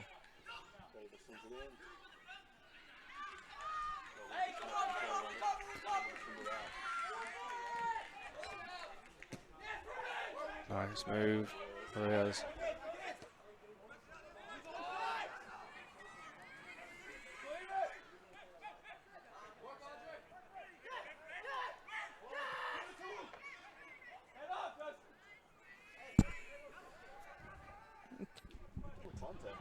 Yeah, and even Twizzy's been doing some really good defending.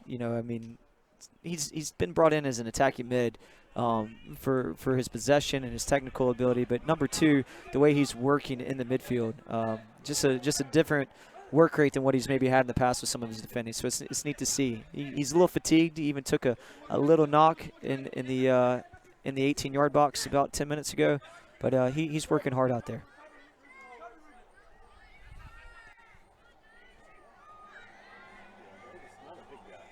Nah.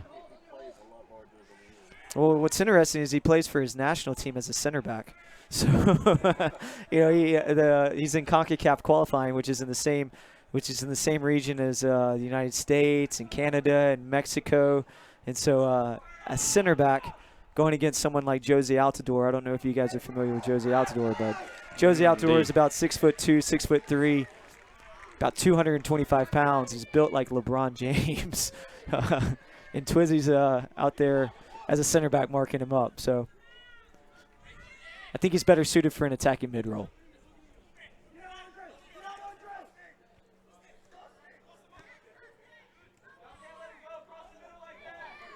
There's an attack by Pearl River. That's the space you can't have them run at. This is what they're good at, their combinations. Yeah, good combinations, or at least if you're not able to put that pressure on the ball, then as someone's putting pressure, you're getting tight, you're dropping in, you're getting behind the line. So if they beat that first line, they still got to beat that second or that third line.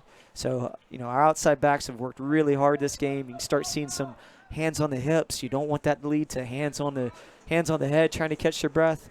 But there's some fatigue taking place. And they've got to be more disciplined in knowing that they're not needed in their attack. They're needed in their defending. Stay tight to one another. You can even see some players are starting to stretch. Cramping can set in. Yeah, it looks that way for Riley Smith, number 7 for Pearl River, as he was slow to get up and is still kind of bent over.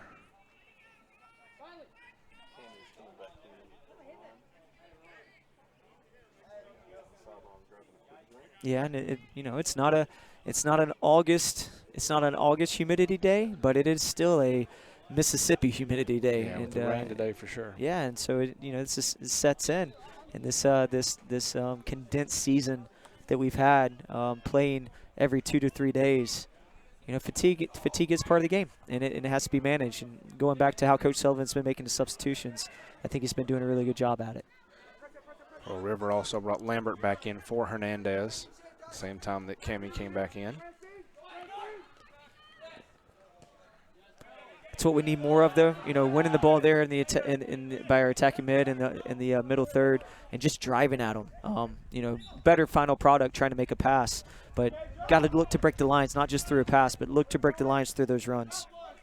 That last set of substitutions brought to you by Little Caesars Pizza. Skip the register when you order your favorite Little Caesars Pizza on the Little Caesars app.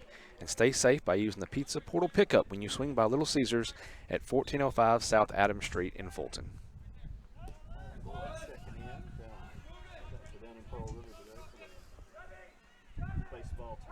Nice.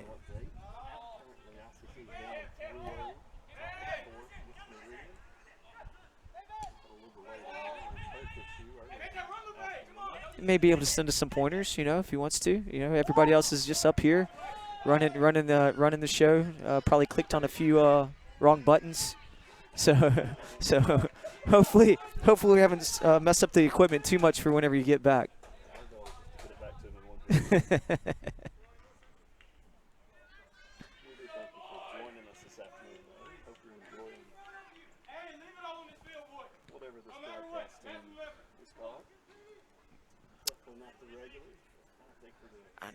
I would call it the All-Stars. I don't know what else. I don't know how you would identify it other than the All-Star squad. I believe I would enjoy hearing Brad Boggs do a soccer match. Because if you've not been entertained by Brad during a baseball game, then you haven't been entertained yet. So bringing him up here would be fun. Well, he's always in attendance. Him and Dr. Allen and just our overall administration, man. Anytime they're in town, and it's even so neat to see that even Gore's down there, and Dr. Boggs is committed to being down for the baseball team with the region tournament going on. That's one great thing that we have from our leadership is just the amount of support that they show our student athletes and our general student population. I think that's one reason they're so excited about these COVID guidelines being limited, because they know that what a special place this campus is, and we can actually show the full product to all these students that are going to be attending in August. And I know for myself, I'm excited about that too.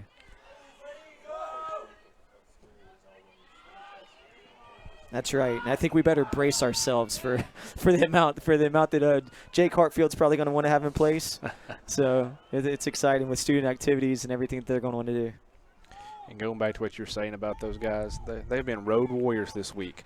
They left town last Tuesday or Wednesday, I believe, went to Eunice, Louisiana, were there for the regional softball tournament that ICC participated in.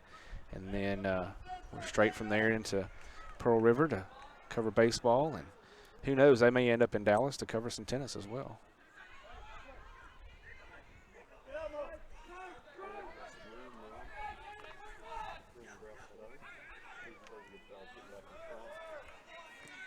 Yeah, and it's nice to see the organization of the back line too. You know, sometimes we want to have the intent to drop and then get directly onto that ball. So if the back line goes to that ball, we're vulnerable with space behind. So to have them drop and have Twizzy do the work as a mid to come back, it's what's needed, because as soon as you step to that ball, that's whenever they're going to break the line and get through us.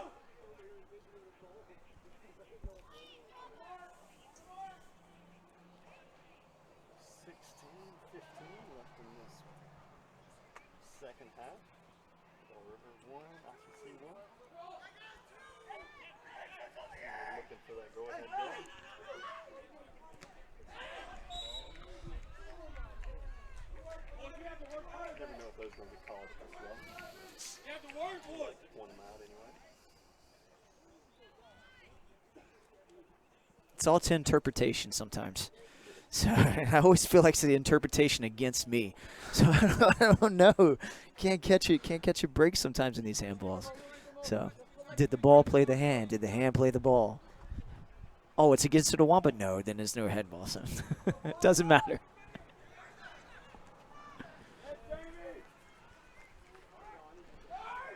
I like our numbers here. If we can break this line, these are good numbers.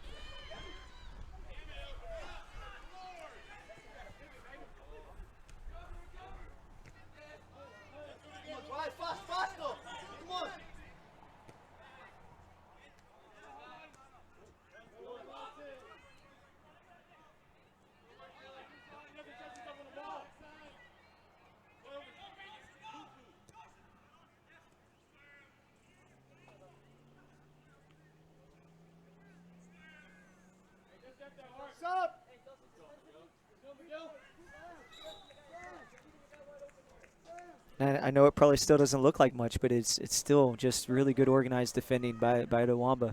You know, this team, if you've had a chance to see in the past with Pearl River how fast they can be and how aggressive they can be in the attack, these limited passes that they're able to make, them not advancing the ball and getting to the outside widths and just really running at our outside backs.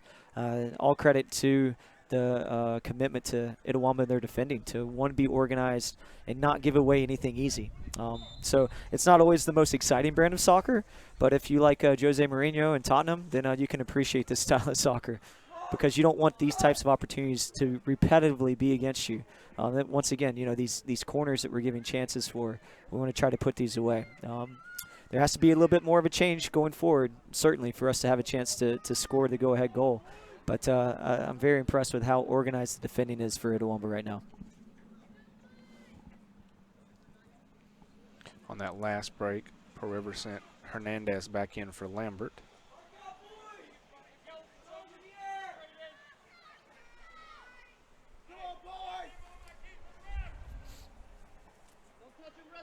We start to feel a few more sprinkles here into the booth.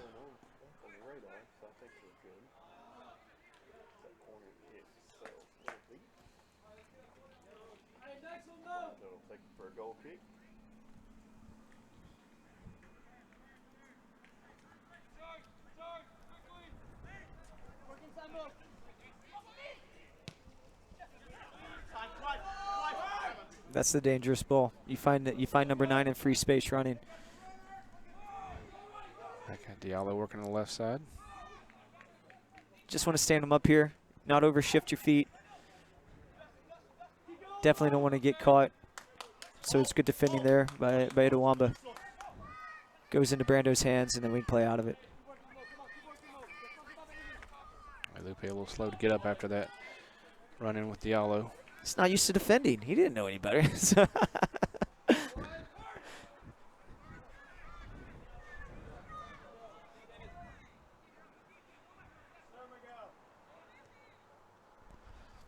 been really neat too, you know, like with this being the game that kicked off at 3 o'clock. You know, this is the only game within the conference tournament that that was going by itself on its own time. There's some other matches that are going to kick off later on this evening, 5 o'clock, and then again at 6 o'clock. So hopefully other conference opponents have been able to watch. Hopefully other fans of the MACCC have been able to tune in and watch. And we certainly appreciate all the support of not just watching Itawamba and Pearl River, but watching the MACC quality of soccer that's really been developing over the past few seasons.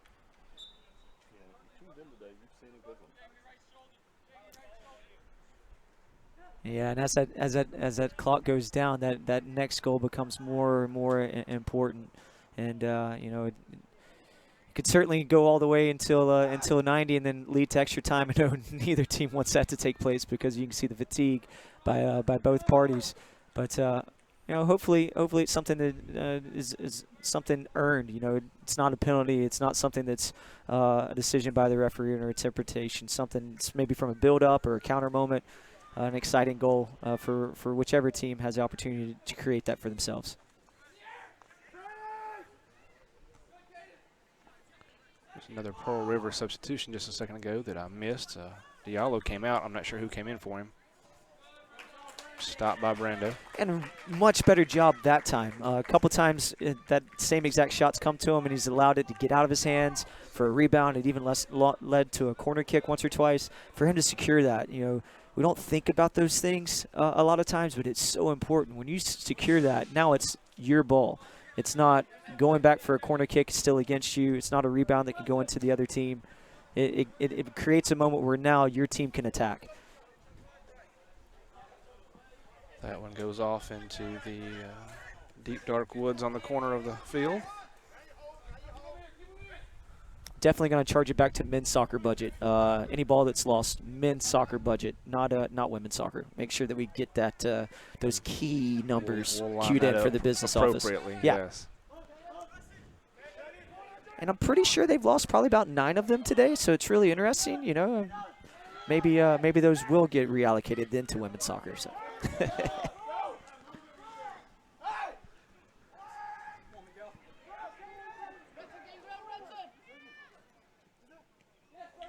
Another stop by Brando in the goal there. These combinations to the middle third, leading to the attacking third. They're finding the forwards and they're finding a midfielder who's running off of it. It's a dangerous concept. It's a good concept by Pearl River, but it's dangerous for Itawamba. So if we keep giving the ball away in these dangerous areas, it could continue to lead to more chances for Pearl River.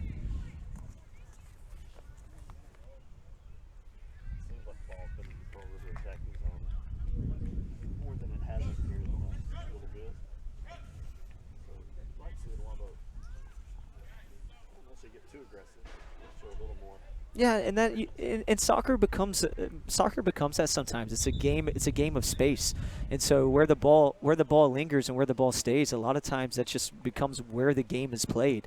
And so when you see teams that impose their will on the offensive side, it becomes harder and harder to get it out of those areas because you put so many numbers back in defending. Whenever you're actually ready to get into the attack, all your players are back here defending, and so you can't go from this area to now 80 yards further up the field to get into the attack straight away. There has to be possession, there has to be spacing, there has to be timing of runs to help you do that. But whenever you've been defending for so long and you get fatigued, it's hard to do.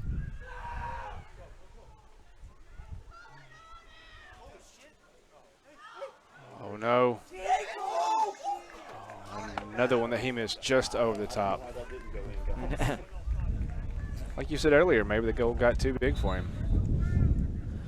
One of those balls that went out of bounds a little while ago, I saw Coach Gallant sitting on it, so it probably curved it a little bit, took a little warp into it. So, that's on him. He should have been paying attention. No, I'm kidding. That's right. You can't be sitting on him. So it's one of those that'll end up back to you probably. Yeah, probably. Yeah, women's budget. I'm on the allocations. A couple of substitutions here for Itawamba as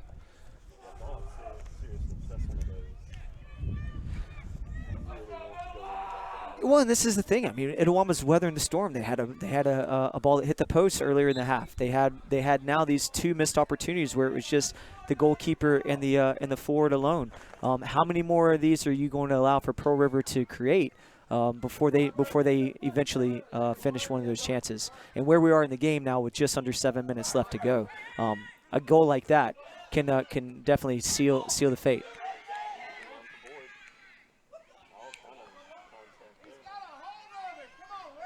I think it's really good defending, though, to be honest with you. I mean, he had the angle. It looks worse than what it is because of the way he's playing the angle, but that's good defending by the Pearl River center back.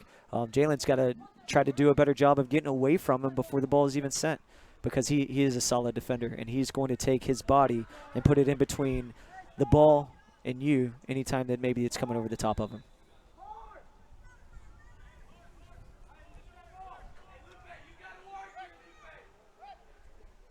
Gonna have some ICC substitutions here. Lupe's coming back in, and just a minute ago, Marquez and Noah Castro checked into the game for ICC. These substitutions brought to you by Davis Ford Sales. Visit davisfordsales.com or stop by 904 West Main Street in Fulton to pick out your next new or used dream car, truck, or van at Davis Ford.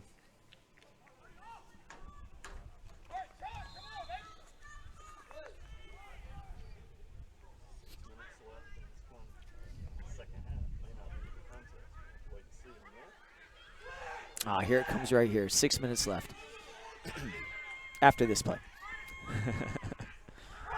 But you don't want this. You know, whenever they start running, the way that we drop in, that's really good organization.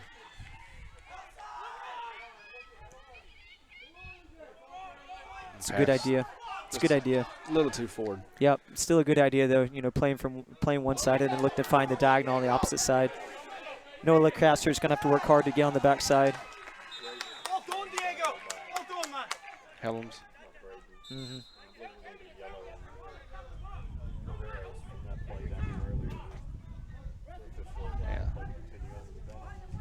Yeah, and that's actually really good controlled officiating. You know, not to slow down the game, not to take away from it, allow the play to develop. You can always come back and give a yellow card, unfortunately, but you can always come back and give a yellow card after the play has already played out.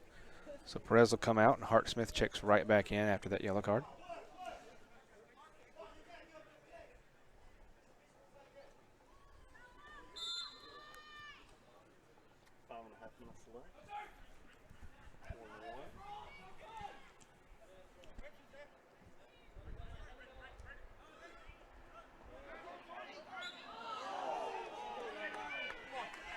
Just a half step off. Super aggressive in the tackle. I thought he definitely had the opportunity to get in the first little step in. Took an extra touch and then just led to a dangerous area for this foul to take place. This is one of those that right on the fringe. You know, is it going to be a shot on frame or is it going to be one that kind of drops in? Man, I'm going to go ahead and say he's probably going to hit it on frame. So we number 7 for the way he's the way he's lining up now. I thought they were going to have two on the ball. He's definitely going to try to put this on frame. Riley Smith for Pearl River.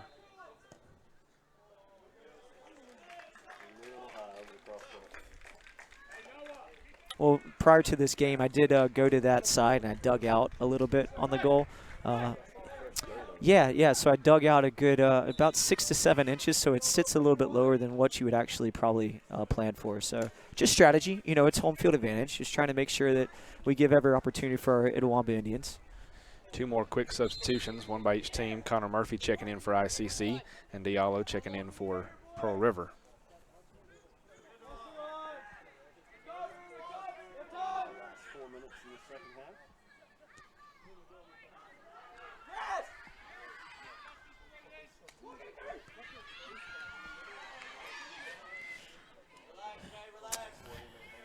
And this is what we've been trying to do, and it's just not it's not quite there. You know, their back line is just too experienced. It's the diagonal ball on the widths that's going to catch that. So while they're dropping, get your runs going diagonal. That's the ball that can get you into those spaces. But it also means you got to be able to make those runs. You can't run straight. You got to run it. You got to run diagonally across the angles of the field. I like the idea. I like the quick pass by Cammie, trying to break them in quick, but it needs to be left to right, not north to south.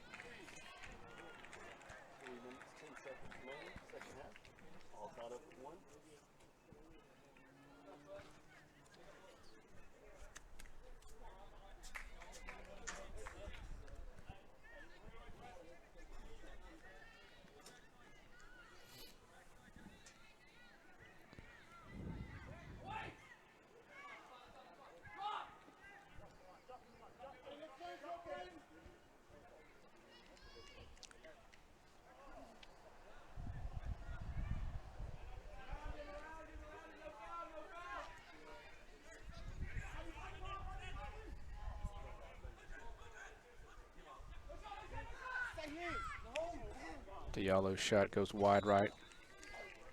Defending numbers are there, but within defending, you got to make sure that you're holding your ground. You know, stepping in and being that first defender, you can't let them go by. You got to make sure that you keep them into the areas that you want. So, you know, midfield is becoming a little fatigued. They're stepping in, but they're kind of stabbing, and it's giving angles where Pearl River is still able to get shots away. Even though they're from distance, there's still some shots that are dangerous going to goal. Last 2 minutes, you don't want anything to be accidental to cost a game for either opponent. Tariq Davis checks into the middle for Hart Smith for the Indians.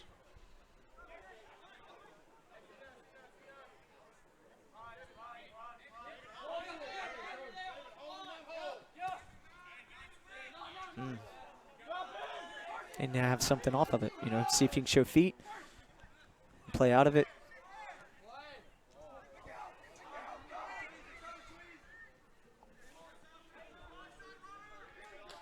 Connor Murphy there again.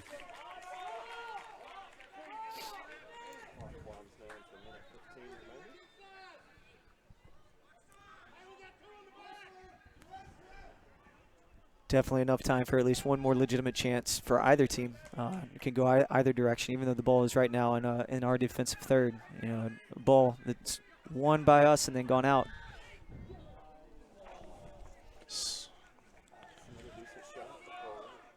Yeah, Smith, who took the free kick a few minutes ago, shoots that one wide right.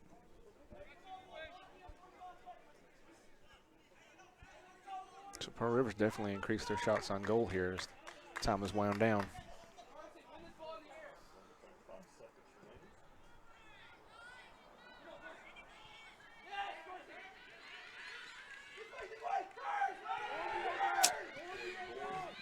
It's the right side. It's the right side. It's this weak side. It's where he's got to be looking for. So we'll see if it opens up there. This could be a crossing opportunity. Ball drops in. Great touch by Tweez. Time for one shot on goal here.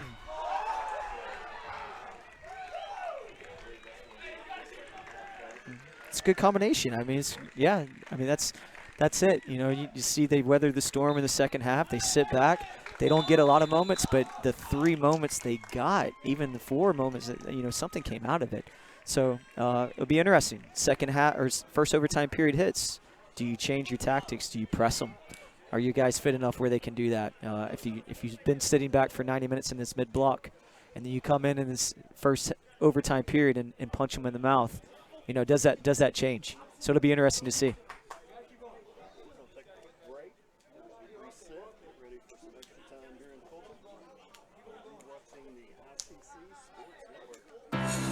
You live life on your own terms. You won't be told what you can't do. And we're here to back you. From the boardroom to the big stage, Renaissance Bank supports women striving for success. Because greatness isn't held to anyone's expectations, except yours. So if anyone says you can't, prove them wrong. Rise with Renaissance, supporting women and the communities they influence every day. This broadcast of ICC Athletics is being brought to you by Renaissance Bank, Little Caesars, Davis Ford, the Sonic of Fulton, Tupelo Coca-Cola Bottling Works, the Orthopedic Institute of North Mississippi, First American National Bank, the ICC BSU, your Itawamba County Farm Bureau agent, Joey Cox, Cagle Eye Center, the ICC Foundation, the Bank of Okolona, and the ICC Alumni Association.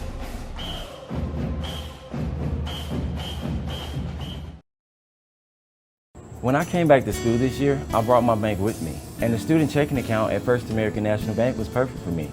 No monthly fees and no minimum balance, and I can manage my money right from the app. I can do all my banking with text messaging if I want, and I can deposit a check just by taking a photo. It's that easy at FAMB. I took my bank to college with me. I took my bank to college with me. My bank followed me to college. I took my bank to college with me. I took my bank to college with me. It's that easy at First American National Bank.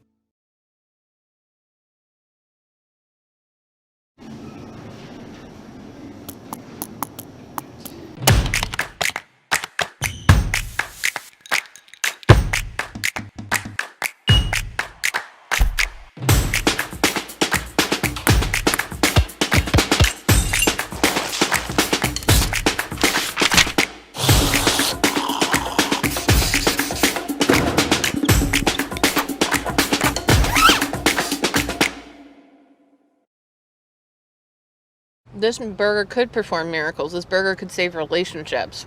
This isn't your normal cheeseburger. You all of a sudden have bacon jam on it. You're like, wow, compliments to the chef. Who threw this together? Sonic Bacon Jam Cheeseburger. You know? Elevated flavors. Yep. Good summertime treat. I'd want this Red Bull Summer Edition slush the middle of the day when I'm like really just wanting to clock out, but the clock's still going. Yeah, it can help fight that 3 o'clock feeling. Sonic Red Bull Summer Edition slush. It'd cool me off and then light me back up. So when are you going to give me back for the pizza? Oh, personal foul. Let's give him a Renaissance replay. Make a successful handoff when you transfer funds to friends and family with Zelle in the Renaissance mobile app. Let's give him a Renaissance replay. Make the right call for 24/7 roadside assistance and sign up for Renaissance Rewards Extra Checking today. Everyone has a unique story to tell. Maybe your story has you performing your new song in front of a crowd, getting to play your favorite sport, or enjoying a horseback ride in the country. At Orthopedic Institute of North Mississippi, our group of skilled surgeons understand your need to continue your story. That is why we are the preferred choice for orthopedic care. Thank you for choosing us. Our story is you. Orthopedic Institute of North Mississippi. Here, you can be your best. The best train here. Learn here. Succeed here. Perform here. Win here. Thrive here. Itawamba Community College. The best start here.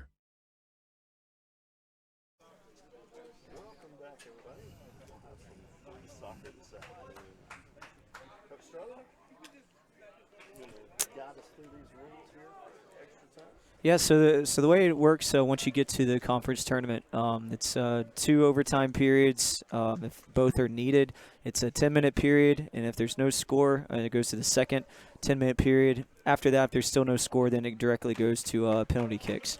And so it's golden goal. First team to score advances, and whoever is unfortunate enough to get scored on, the season ends today. And so it's been a great battle by two really good teams. You know, whoever always hits this first round matchup, like the number 2 North and the number 3 South, it's always a tough matchup. And so it's not an easy route anytime that you're in the MACCC. But this game is always a precursor to maybe the one that could advance all the way to the conference tournament. So it's a very important match, even though it's the first round game, quarterfinal game. It's a massive matchup by 2 quality opponents. Do you expect to see a lot of the same? It's interesting. So I don't think Coach Sullivan's going to change. But with Coach Gallant, making a long trip all the way from Poplarville, 10 minutes to go. Maybe he goes back to that high press that they had early on. And see what it develops. Now, it's just tough to really be in that mindset, though, after you've played for 90 minutes one certain way and then switch it on and just have more intent to pressure after you've already tracked 5.5, 6 miles of running. Now to say, hey, sprint for every ball, it makes it a little bit more challenging. But it'll be interesting to see in these first opening stages of what team maybe has the upper hand in their attack.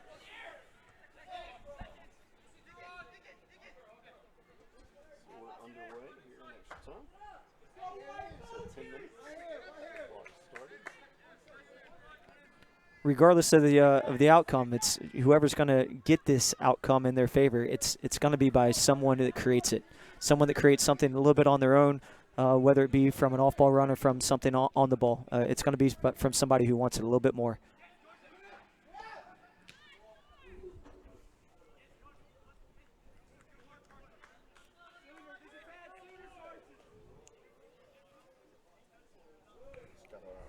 You've got some more players down there on a separate blanket down in the corner.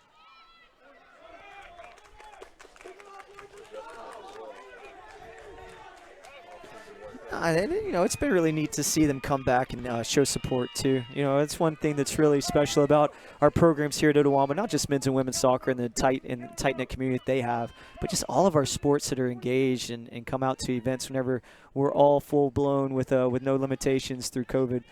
Just the family atmosphere that takes place. So here we have another corner. Hadn't had many since the first half, but these are the dangerous chances, and it looks like they're going to have about 4 crash the box on this. Oh.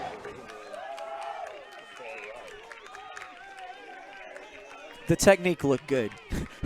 the location and the accuracy, it looked a lot better depending on what angle you were looking at it. But it was a great hit. It was a great hit. To take that down and hit it first time, you see he even pepped up his defending a little bit. Now he's actually sprinting and putting pressure on as that first defender.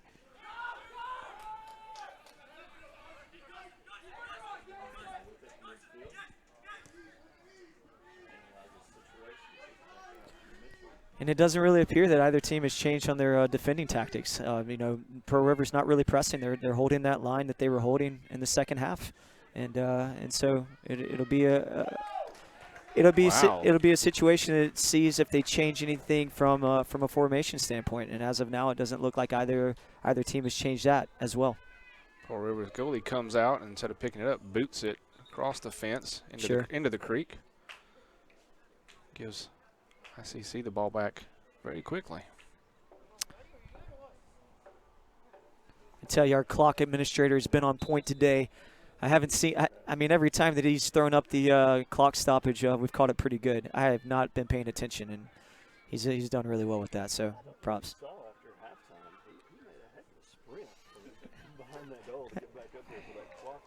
Committed to the, they must be paying him Powerades and hot dogs. That must be it. That's it.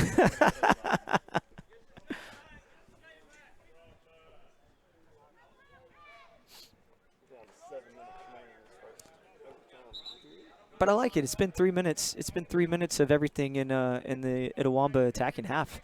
You know, just winning that first 50-50, creating something off of the first pass, and then maybe getting a few numbers forward. You know, it's I like this.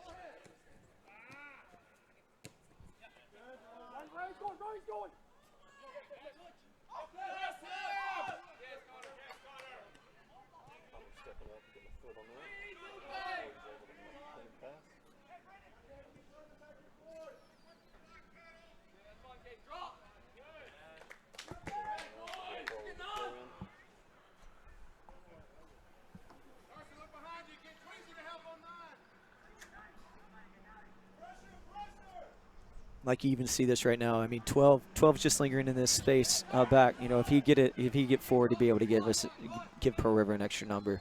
So, but now it goes back to Itawamba's possession. Pearl River seems content to allow us to play it through the back lines and then just drop in. So hopefully we don't look to be too direct because they're giving us that. So I actually like that. I think he was trying to hit another passing line through that, but it fell to our attacking mid.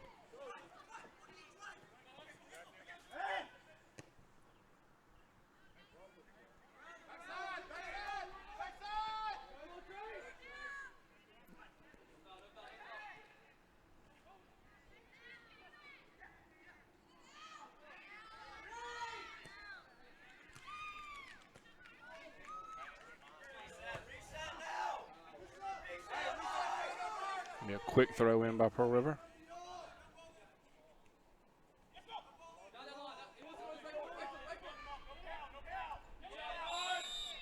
Ooh. Okay, sure. Don't really know where the foul came from there, but take it. Absolutely. We've seen more aggressive things not called today. Yeah, definitely. If that was a foul, it should have been a penalty kick. I don't know what they're thinking. Should bring the ball back to the other half. Just definitely a penalty kick. Boots it deep.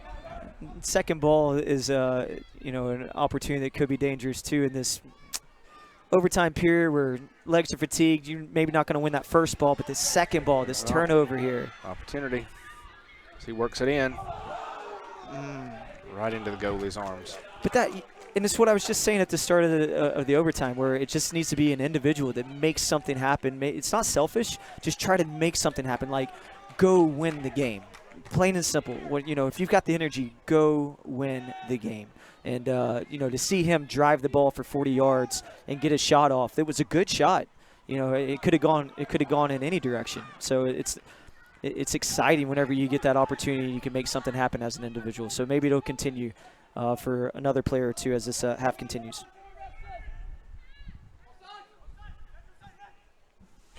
Now down to the 4-minute mark remaining this first overtime period.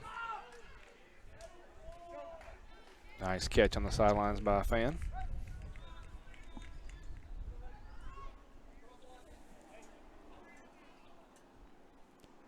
Don't like how spaced out the Itawamba line is. They've been very disciplined in getting up like that because that's where you don't want the ball to be. So, yeah.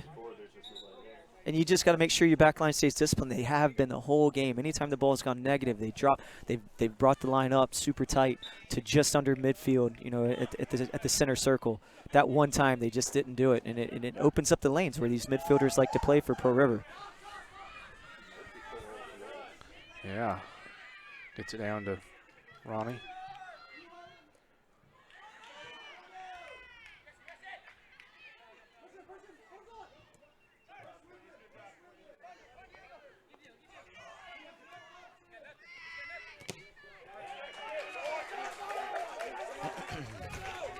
That block fires up the ICC bench.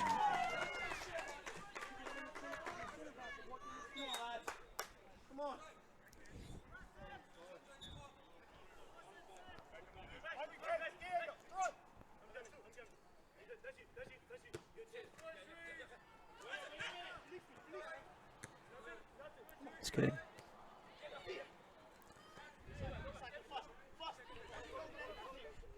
Don't necessarily have to chase this right here. Oh. Unless you do and something like that happens, but you chase it, you really don't have the legs to make 5 or 6 more runs. So, be patient. Be comfortable. Murphy shoved down by Rangel.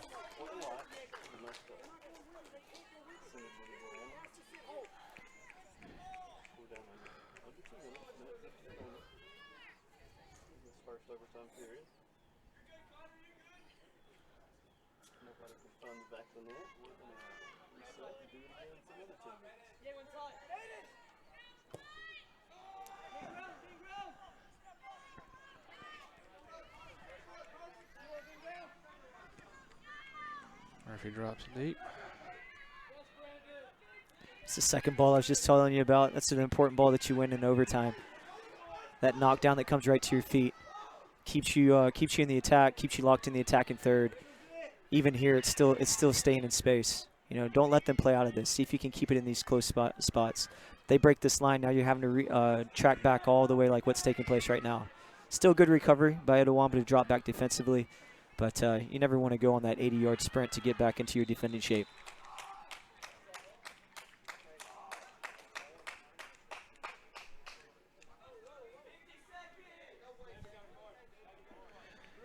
Clock has gone just under 1 minute.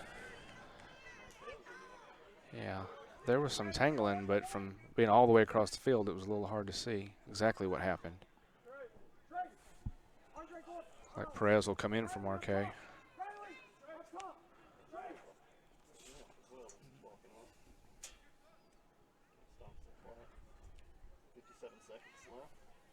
And Matson Ball will come in for Ray on the Pearl River side.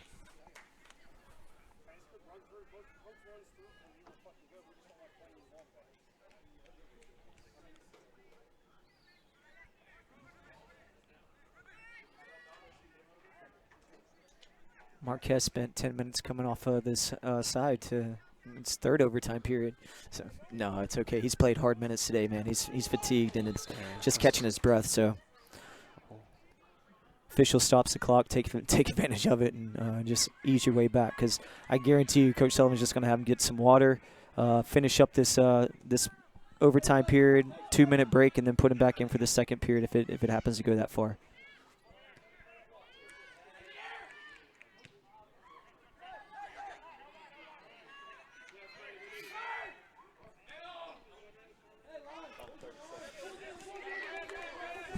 Our forward line is just too disconnected right now, too. Like, there's no passing options for those wings to get the ball out. So, second overtime, they got to drop back into these little spaces in the midfield so they can get on the ball, help us get out of these dangerous chances where we're getting pressed in our defensive half.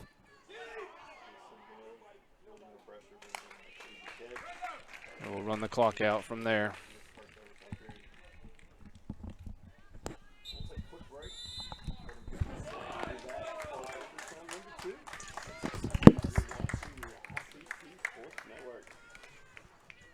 Davis Ford in Fulton is your Ford dealer for new cars, trucks, and SUVs and has a wide inventory of certified pre-owned vehicles. Find your next dream car or truck from our Ford showroom or go online to davisfordsales.com and search our new and used inventory to see what is on our lot. So stop by and test drive the all-new fuel-efficient Ford Focus or Ford Fusion or the new Ford Explorer or F-150. Go further with Davis Ford, 904 West Main Street. The outlook for overpriced pizza has never been better. Who's gonna stop us? Sir, Little Caesars has the lowest price pizza delivered, guaranteed. We're not Big Pizza, we're Little Caesars. Get $5 off your first delivery. Pizza, pizza. Parmesan, Asiago, and fresh mozzarella. All this cheesing is rather pleasing. Yep, tastes like $1 million. Pepperoni cheeser. Only $7. Pizza, pizza. If this just cost a little bit less. Let's take a look at that with the Renaissance replay. Make the right call with over 400,000 shopping discounts right from the Renaissance Rewards Extra checking app. Might be a little while before I get to the bank. That's an incomplete pass. Let's give it a Renaissance replay. Renaissance Mobile Check Deposit. Make the right call and open an account with Renaissance today. Gee willikers, this Coca-Cola Zero Sugar tastes mighty delicious. They drank all the complimentary Powerades. It has 0 sugar. But it tastes great. Let's take the breakables away. If you keep lying like this, you'll be a puppet forever. But it's the honest truth. You'll never be a real boy. No, it's no lie. You're right, it's delicious. Told you, I never lie.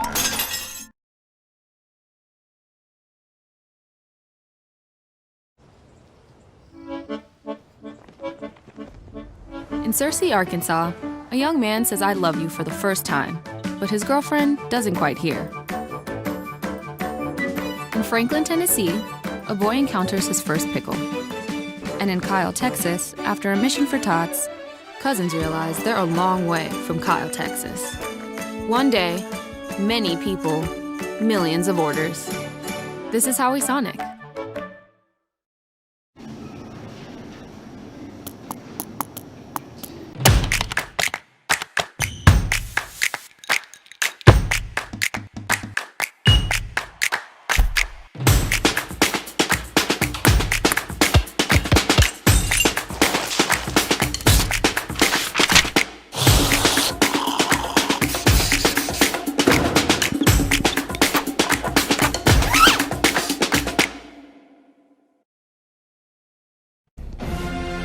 This broadcast of ICC Athletics is being brought to you by Renaissance Bank, Little Caesars, Davis Ford, the Sonic of Fulton, Tupelo Coca-Cola Bottling Works, the Orthopedic Institute of North Mississippi, First American National Bank, the ICC BSU, your Itawamba County Farm Bureau agent, Joey Cox, Cagle Eye Center, the ICC Foundation, the Bank of Okolona, and the ICC Alumni Association.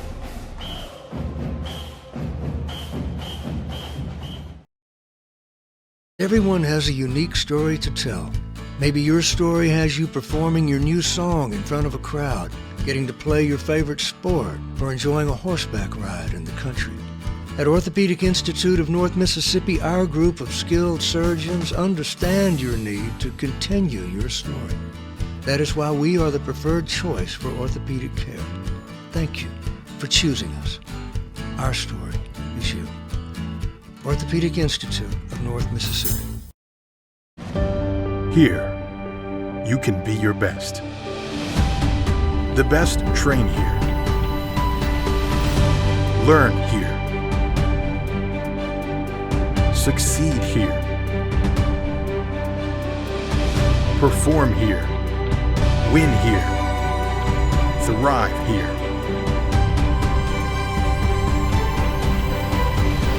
Itawamba Community College. The best start here.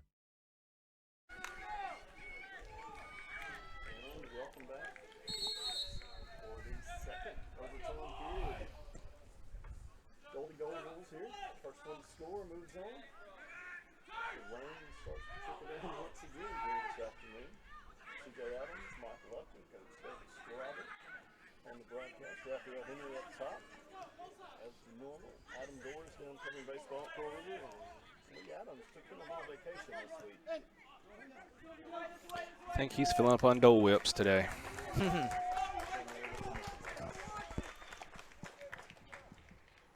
last 9 minutes. Coach, what you tell you guys for these last minutes? Well, you're just fighting through it still, you know. There's no change. There's no change in tactics unless you're absolutely feeling confident and thinking about some spaces you can exploit. But I haven't seen any changes based on where the numbers look like right now. It still looks like they've still set into a 3-5-2. So there's no changes in that. So you know, maybe some ideas of like where you're passing the ball and where you're looking to get your combinations. There were some spaces I thought where the Itawamba forwards were playing a little too high and disconnected. If just one of them drops into that half space in between the back line and the midfield line, gets it to the feet, drops it to the next mid, then you can play a little high-low sequence and get out of it in the attacking third. So I don't know. Maybe they picked up on that. Maybe that's something they can see and they can look to exploit. But right now it's just about staying organized defensively and not letting any type of easy goal to take place.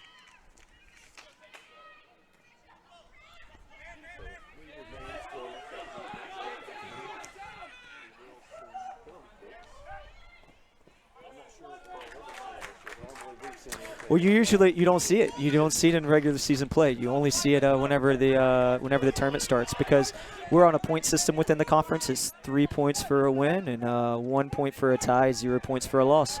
So if it goes to 2 overtimes at the end of it, you just shake hands and get complimentary ice cream. No, you just shake hands and it ends in a tie. And that's just the nature of our league.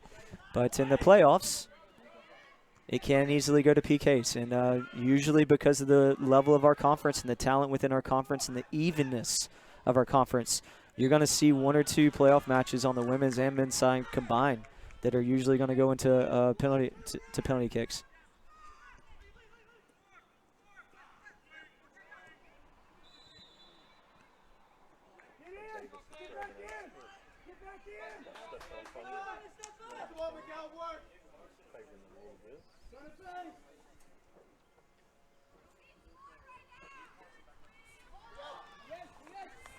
Both ICC and Pearl River preparing to send at least 1 substitute each in here. Next opportunity.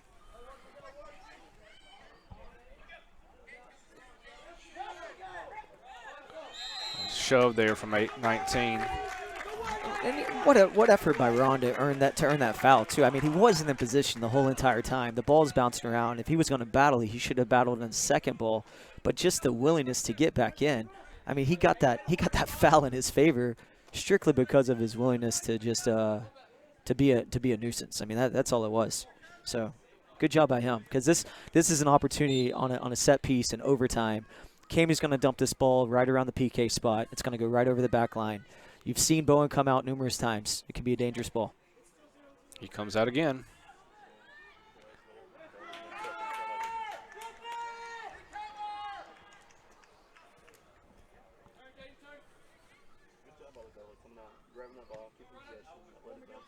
Yeah, he's had great hands all season, and then even today, you know, he's continued that again.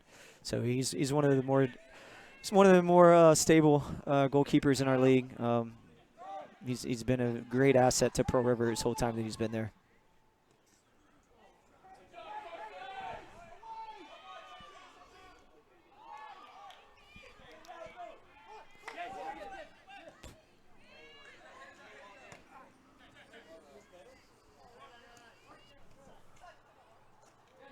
Good defending by Caden. Yeah, he's been strong all day. Those defenders have really been right where you needed them. Yeah, ICC. You're right. I haven't really seen an opportunity where they've gotten beat. You know, everything's kind of been in front of them all day long. where they haven't overreacted, they haven't overstepped. Sometimes you see that outside back that comes in and they're just like a second late, and that forward blows right by them. Defenders have been very disciplined today. Of course, you never want to see a ball just easily go out of bounds, but it went out of bounds just from good 1v1 defending.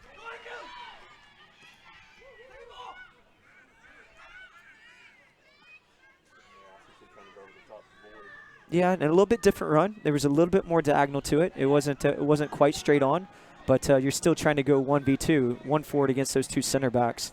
Maybe allow him to make that run. They're going to drop, and when they do, you got Lupe going in on the weak side that can make the run, and that's the pass you make. So sometimes you have to move yourself to move their line, and whenever you move it, then you can exploit the space that's shown.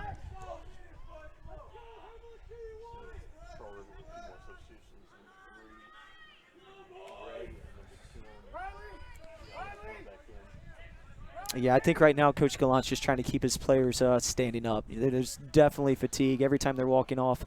They're getting into new positions every time. They're not just rotating one position at a time. They're rotating key positions. And they're not jogging off nor on to get back onto the field. So there's definitely tired legs out there. It's going to be a big moment here in the match. Always is in overtime. Any set piece is.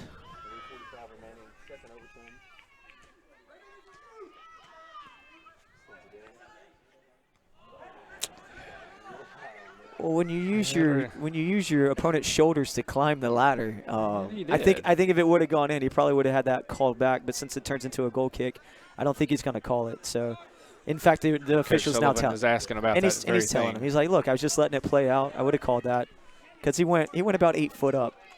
Lands it over on your practice field there. Yeah. 3 minutes, still plenty of time. You're gonna see 2 more, maybe 3 more chances go either way for these teams. So there's still plenty of time in overtime.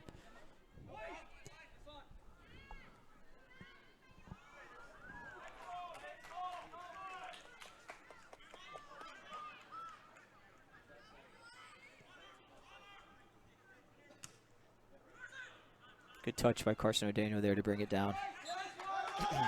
Yeah. Sure.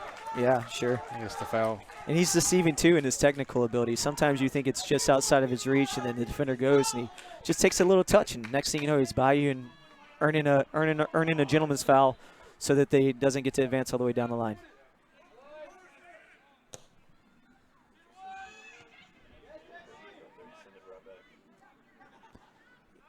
On this area of the field, I don't mind this. Something over the top. It looks direct, but it's really not. I mean, it's a good idea.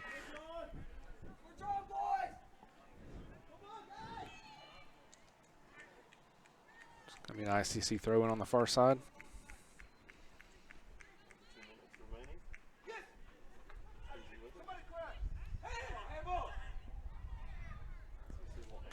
Not going to call that in a conference quarterfinal with a minute and a half to go. He's not going to call that. If he does, it's going to be a very, very tough situation to make his way off that field. So let it be earned by a corner kick. This is something that Itawamba works on repetitively. They've got 2 quality center backs that come in for these opportunities, 25 and 18. And you can see them making runs right now where they can be dangerous.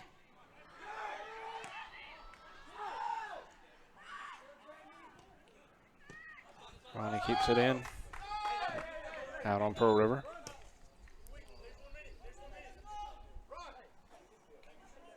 And a quick substitution for ICC here.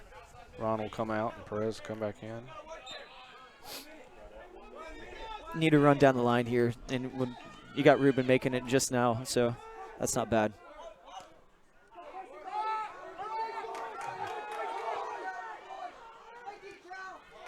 Great tackle by David Marquez. And this creates a counter moment. That's the ball right over. Chance here for Cammy. Can't quite get in front of it. Opportunity for Pearl River. Oh, It's a smart foul. It's a smart foul. Break the momentum. Yeah, you got number 9 that's making a splitting run and peeling away from the 2 center backs. It's a smart foul. It's a yellow card. It's 26 seconds to go. But in that moment, it turns into a 2v2 against your defenders that are then also displaced. So might be one of the best fouls Kane's had all season long. Super, super smart. And all it is yellow. And, he steps back in. So it stops the play, allows your team to drop back in and recover. Smart by him. Sure. Diallo. Who's been coming in and out all day and been doing a good job. So, I like this line that Itawama's holding to, just on top of the 18. Brando's got to be able to come off of his line and be aggressive. It goes over the top of this, though. Yeah, into a cloud of white, thankfully. That's not it. Dump it down deep to the other end. Goalie comes way out. And that may lead to penalty kicks, guys. Yeah, I believe so. It'll roll out.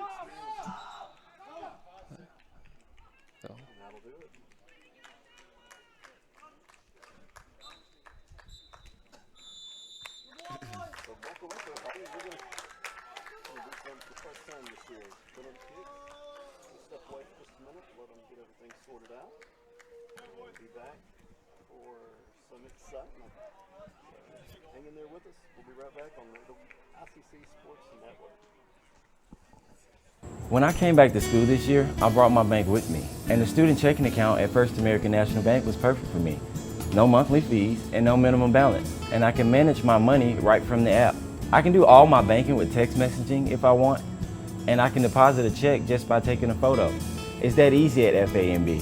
I took my bank to college with me. I took my bank to college with me. My bank followed me to college. I took my bank to college with me. I took my bank to college with me. It's that easy at First American National Bank.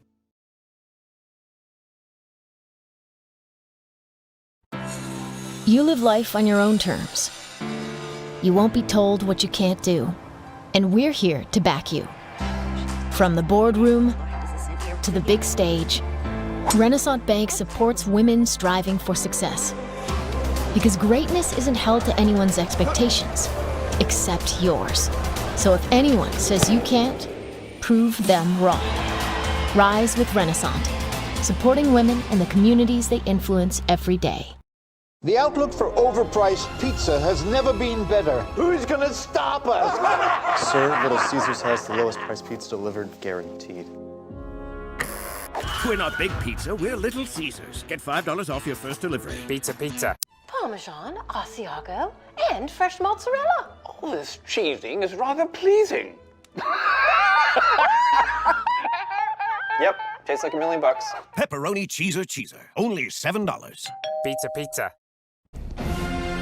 This broadcast of ICC Athletics is being brought to you by Renaissance Bank, Little Caesars, Davis Ford, the Sonic of Fulton, Tupelo Coca-Cola Bottling Works, the Orthopedic Institute of North Mississippi, First American National Bank, the ICC BSU, your Itawama County Farm Bureau agent, Joey Cox, Cagle Eye Center, the ICC Foundation, the Bank of Okolona, and the ICC Alumni Association.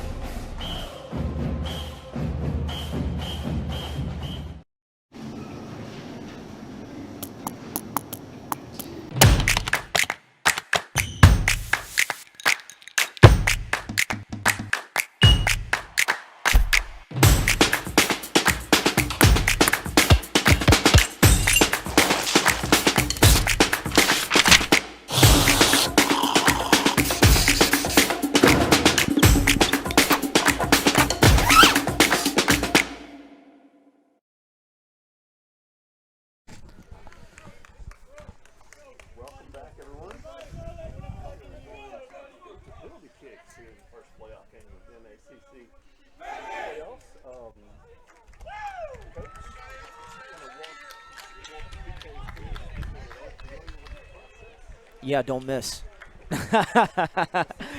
All right, so the way it goes, it's each team has five takers, and so it goes taker for one, and then taker for the second team, taker for the set, and then taker two for the first team, and so it goes on until the best of 5.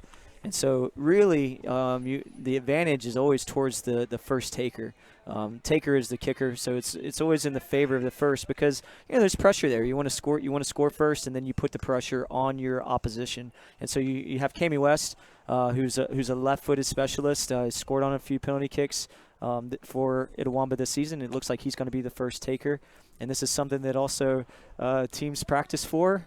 Not for the full season because it's never needed. It's always just as it gets close to the playoffs.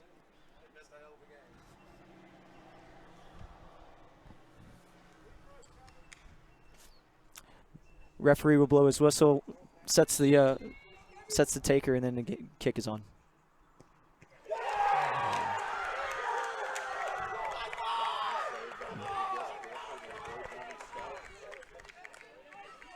Yeah, it was a great stop. Great technique by Kami on his left side. Tried to bend it into the left side stick. So great technique, and goalkeeper just went the right way on that opportunity. This will be Andre Nicholson stepping in as the first taker for Pearl River.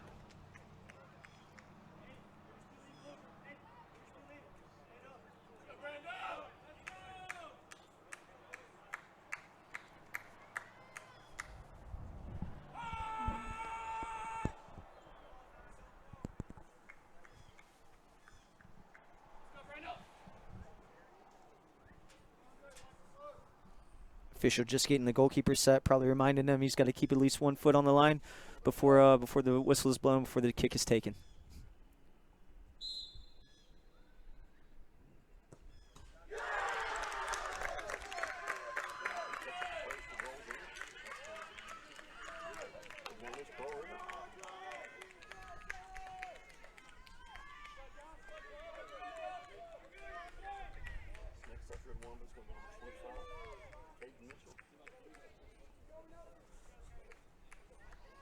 So far, it's been two good kicks, and one goalkeeper was able to dictate the right direction. The other one just went the opposite. So this is where it turns into a mind game as well.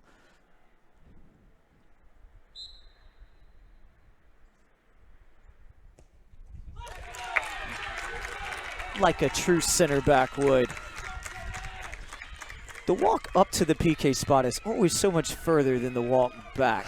Whenever you happen to score, it seems like it goes a lot quicker to come back than what it does to come up.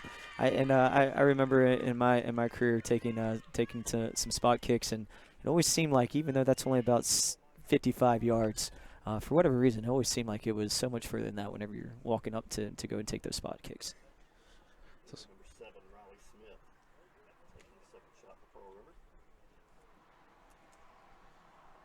Riley's had some good shots on frame all the way through the contest. Playing as I believe, an outside back for them today, but still was able to put some things on frame.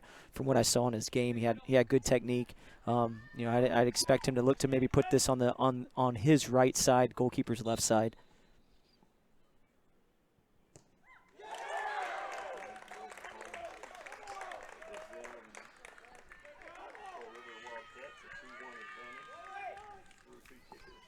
And so where you are now, right, as Itawamba, is you're just trying to make sure that you continue on the path of finishing your chances. You don't want to go down by 2. And so, Brando has an opportunity to make the save. It takes it right back down to neutral.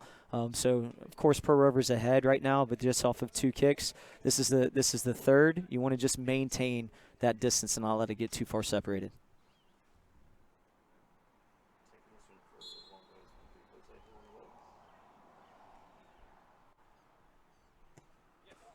Drills the back left corner. Jose's another one of those that spends a lot of time on his downtime working on his craft. You'll see him out here on the field a lot on his own, working on his PK kicks, working on his set pieces, just working on his dribbling technique. So it's nice to see it pay off for him in that free kick, or in that penalty kick.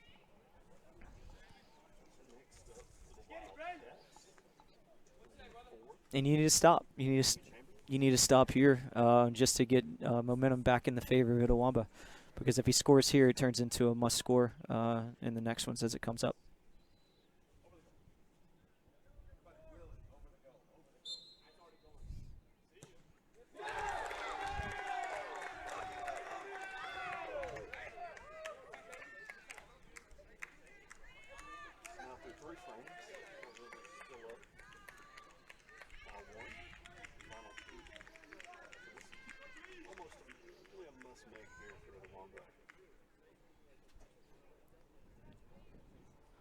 You got two great takers after this. You got Twizzy, who's done great with his technique all season. He's even taken a couple penalty kicks, and then you have O'Daniel. So there's a lot of reassurance there. There's a lot of confidence with Coach Sullivan, and even all five I thought were great choices by him from what I know about the program. So all five have been great.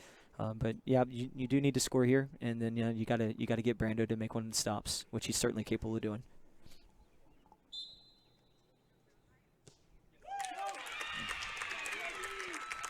Goes opposite over to the right side where most folks have not been going in these kicks. Yeah, I love that technique, that quick approach, that quick step. Never really let the goalkeeper get set. So I thought that was one of the better ones that's been taken this far.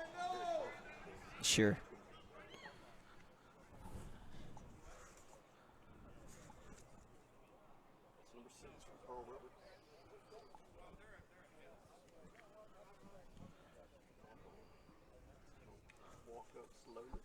Yeah, Coach, you mentioned him early in the game, how they try to work to him, but I guess ICC's defense did a fine job of you're absolutely right. of keeping him out of the game. That's it. I mean, he's been their workhorse all season long, and just today wasn't really a factor. You could say the same thing about how they defended against our wings and Lupe not really being a dynamic, and so it goes back to just two good game plans that we're coming down to now. Obviously, what you see, chances that lead 12 yards away from goal. Oh, off of his hands and deflects back into the net. It's good.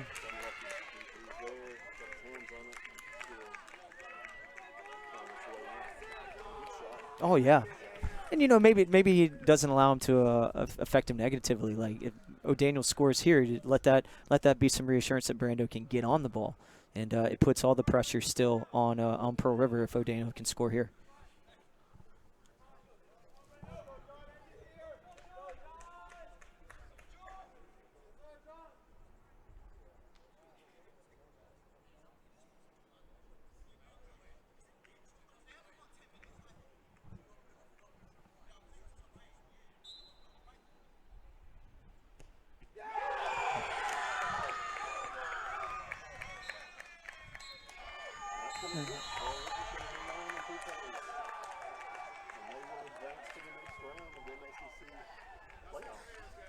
Yeah, it's a great opening round game for the league. Hopefully it shows the product and the quality that's coming across this league and the talent of the players. All credit to both teams. Everything that was on this field was fought for and earned for it to go down all the way to penalty kicks. Some coaches, some fans say it could go either way. But on this day, it goes Pearl River's way. So credit to them. Good luck to them as they get into the next round. I believe they're going to see Gulf Coast at Gulf Coast, who's going to be hosting the tournament. Credit to them and how they weathered the storm for the opportunities that Owamba had. All credit to Owamba and the amazing season they've had. And I know that they're going to look to take a little break, rebuild, and get ready for a great August as we all get ready for preseason in the upcoming weeks.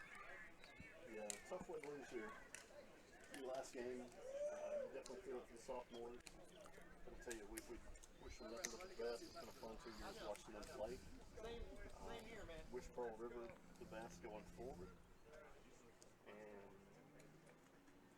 maybe that's what we say. It's a tough way to end the season. Yeah, nobody ever wants to end out on a loss. You never want to end on a penalty kick loss. It's even tougher. But man, what a great contest. I mean, enjoyable to see it from this perspective and work with you guys in the booth and be able to talk about it from what I was seeing and even hearing some of Coach Sullivan's insight at halftime and one of the overtime periods. It was just a really well-coached game. It was a really well-played game, and it just, once again, it's just a reflection of where this league is growing. And to have three teams within our conference that all be ranked in the top 15. Itawamba isn't one of those, but it certainly was deserving of the season they had to be in the top 20. So maybe this is a stepping stone for them as they look to get ready in August and build on and say, hey, we can be capable of being in the top 20, similar to what our opponents are. But today, Pearl River gets to continue. They'll look to play Gulf Coast on Saturday and get another opportunity against Gulf Coast, who has gotten them twice this season so far. It got them once away, and then got them at Gulf Coast home too to be hosting the tournament. Well, that will wrap it up for us here in Fulton. CJ Adams, Mike Michael Upton, Coach David Southern, Raphael Henry. We thank you for watching, and as always, roll Trub. Here, you can be your best. The best train here. Learn here. Succeed here. Perform here. Win here. Thrive here. Itawamba Community College. The best start here.